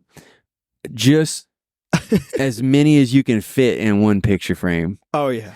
Past 10 feet in front of my face, just like I've really felt like I was in a movie or on some sort of like screensaver, and it just went like from top to bottom. All my peripherals were filled with fish, and they just millions of them. Yep, and they just all within spacing of each other just buzzed by me, and I remember that was like the first, like, wow, that was the first really like, holy crap, like. And you don't get to see that if you don't do this. And what's funny is the difference, like people like, oh, scuba diving, you get to experience it. The benefit of free diving is you probably remember that with vivid detail, right? Oh, yeah. Oh, that's one of those. And dude, I remember, it's like, it's funny, but what I really remember was the actual turning around. Like, I remember my body moving. Yep. Like, I remember everything slowly came into the picture. And then it was like it expanded on itself, and I like, whoa, like way bigger. And then it's like you look through the fish, yep, you're like way deeper than you thought. Like there's layers of them, you know? Oh yeah. But yeah, I remember like the actual flicking of my feet to turn. It's like that's what I remember. That's so crazy. Endorphin, not rush, but that it is kind of like endorphin rush that I'm talking about. It's like almost it's a high almost, you know. Yes. It's so weird that like time slows down mm-hmm. when you get a good breathe up, a good dive, that heart rate drops, you hit depth, your heart rate comes back down. It's almost like a high. It's that endorphin high, and then a second feels like 10 seconds. Yeah, like you probably have some of these where like you're looking at a fish and you can remember just about every detail of it, but you didn't shoot it. Like you couldn't, you just couldn't land, like you couldn't get close enough to the fish or what have you. But it was a solid dive, and you're looking at it, and it's just like it felt like you're staring at that fish for a minute and a half, and you get up and you look, and you're like, that was a minute 15 dive. Yeah. And you're realistically looking at that fish for like 5 seconds, 10 seconds. You know what I mean? It's one of those things that it's a whole different experience getting like free diving versus scuba or snorkeling or like doing the snuba stuff. It's just a totally new world. Yeah. Like I said, that's funny you talk about that. That's exactly how the dive that I remember that I told you about on level 2, I can remember every detail about that dive. Just burned into you. Oh, it's in there forever. I mean, that was 8 years ago now, just about. Right. My level 2.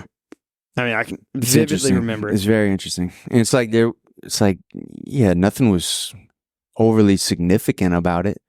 No. You know, like I've had cooler things happen, but that weren't burned into me like that, though. No. You know, it's just a time and place and a mindset and your heart rate and all that, everything. Everything plays into it. Like you probably had a good breathe up. Mm-hmm. You didn't care about anything else but the dive. You got your heart rate down. You did the free immersion, right? Or you may have been diving, because I know we don't hang out long on the kettlebell. I think you had done a turn and burn before was the thing, and you didn't look comfortable at all in that first one. Because I think I remember this vaguely. Yeah, no, I do remember it now slightly. Like you'd done a turn and burn and you didn't look comfortable. So I said, hey, because I do that a lot with students. I tell them, I just try to take their mind off of what's actually going on, because it's mind over matter. We talk about it like it's 80% mental, the rest is in your head. Free diving, that's it. That's probably one of the best things I've heard Joe say. I'm like, God, that's so true. But I do remember this. But the back to it is you had a good breathe up. You dropped your heart rate. You know what I mean? You didn't focus on anything but making the dive. And then once you did the dive and we settled down, your heart rate started dropping again. And when your heart rate drops like that, your body does start releasing the endorphins. And then now that's like the engraving taking place. Is that right there? It's like, okay, all the dominoes are lining up, and like you said, you turned around. You can remember, you could probably feel it in your feet right now, like all what your fins did and everything like that. And then you see the fish, and wow, like what is going on right now? Yeah. You don't remember you're at 66 feet, right? You're so immersed, and then hey, next thing you know, you get a tap, and hey, we're going up, right? And what just happened? Right. It could have been, I mean, because it feels like you could stay down there forever. But that's what and then the dolphins will come get you. I don't know. I don't know what you're talking about. Did we see a bunch of dolphins? No, but I heard they'll come get you. I've heard. I haven't seen it. Was your class the one where we saw the wahoo? No, you told me about that. I think there was a class before. Yeah, we had that. Like we just had cigar minnows or whatever. Yeah, piles of them. Yeah, that was a class before. Had that like, it was a decent sized wahoo do a figure 8 through us on the floats. You know, Joe, give me a gun. He probably had one on there. No, he didn't. We were talking because they'd bring a gun. I had always brought guns and they just left them. So Joe was a great instructor. You were a great instructor. It's really a well put class. I've done so much training, in the military, and I've gone through classes and I've had instructors, and I was impressed at I don't know, like the speed of it. It felt military. yeah, It did. And maybe it's because you said you have a lot of military guys go through there, but it really did feel structured, sort of like a military training, Yeah. And I was comfortable in that. Like I like that. We do it like that, and we talk like we could stretch it out, we could extend it, but realistically, if you got a weekend in Destin, we talk about it. Classroom, pool, Saturday's done. Like you're not doing anything Saturday. You're already tired. Sunday, we get you in the water. We certify you as long as you weren't a complete jackwagon. We certify you. We've basically normally 2 or 3 people come together. Now you still have half a day Sunday to get your life back together, to go back to regular life. Or if you want to, we have people go hop on boats. We have people go to the jetties. We have a lot of stuff. Like you're not eating up your entire weekend. Mm-hmm. You know what I mean? Like you still have half a day to do things. Yeah, we still went out for dinner and all that stuff. And then you pack your stuff, go back to Louisiana, what have you, or fly, like catch a flight, all that stuff. Like, and that's why we've structured it that way. That's why the boat's within a half mile. The pool's literally 100 feet behind the classroom. So you walk out of the room, go out of the building, go to the next building. There's the pool. Like, so that way you don't have to rent a car if you don't want to. Like if you can get to your hotel close to the shop, you can walk to the boat, you can walk to the pool. Everything's right there in house. Like, and that's like Joe's been a huge, huge thing on like, if you're gonna do something, do it right. Like you don't do something like half-assed. Mm-hmm. Do it right the first time, slow and steady. Put it through the paces, make sure it works before you bring it to market. And that's kind of what they did. Like they rented boats and they said, no, we need a boat. They bought that boat. And then, they got the slip right there. They specifically bought the slip in that area. They specifically put the shop where it's at. You know what I mean? They knew the guy, but again, everything is right there. He's built the relationships with the people he has to give, a better freediving class, or not a better, but a solid quality freediving class. Now, granted, we don't have the conditions as Hawaii does, but it is still a good class. Yeah, it's well done. I think it's worth anyone's time and investment to go. Oh yeah, to go do that. Even like I said, even if you never go back or you don't have a boat, or it's worth it. It's worth it. And then y'all have rental fins. You really don't need you can rent fins, right? No, it's wetsuit only that we rent because we're talking about doing rental fins. I'm still trying to work on that. It takes time. But we're talking, basically you got to buy mask, fins, weight belt. Right. We can give you, I got enough weights, I can give you weights, but we just want to, I depending on how many people, but yet try to have those 3 things. Yeah. We have the wetsuit, and then everything else, like fins are really person specific. We tell you, don't buy them on Amazon, try them on your feet because they may not fit. They may look cool. Fish don't care if they look cool when they die, but you may think they're cool. If they don't fit right, don't wear them. It's going to make your diving, you're not going to like, you're not less enjoyable. And then same thing, wetsuits, they're pretty universal for the most part, as long as you're the right size. Masks are the same thing. They're not universal. They make sure they fit your face. Yeah. So that's why you tell everybody, buy your own mask. If it doesn't fit you properly, or it's a scuba mask, the class is not going to be as enjoyable. Yeah, for sure. All right, dude. Anything else? This is awesome. No, man. It's been a long time. We could do this for another 3 hours, I'm sure. Oh, I could. Chatty Cathy, unfortunately. So... All right. I really appreciate you. When are we going to get out there and kill some sharks? Tomorrow? I mean, it's only 5 o'clock. We got daylight. Yes, bro. Yeah. All right. Thank you for coming on. And this is a lot of good stuff. I'm interested in going back through this because there's some learnable stuff in here. Oh, yeah. Like I said, same thing. If you have any questions with diving, what have you, let me know. Yeah. How do people reach out to Chad Patti or? Chad Patti on Facebook.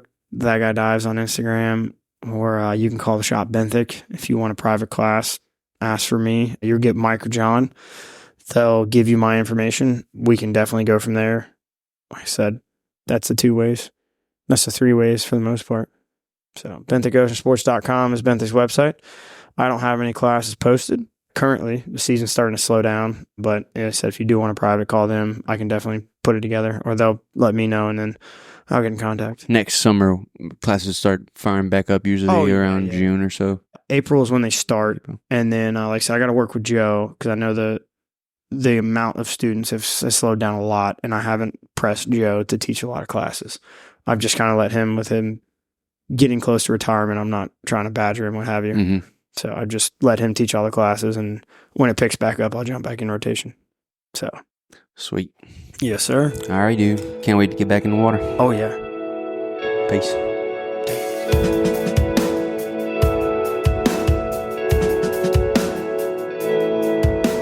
All right, that's it for this episode of the Miracles of Meat podcast. We ask that you share it with at least one person in your life that you think needs to hear it.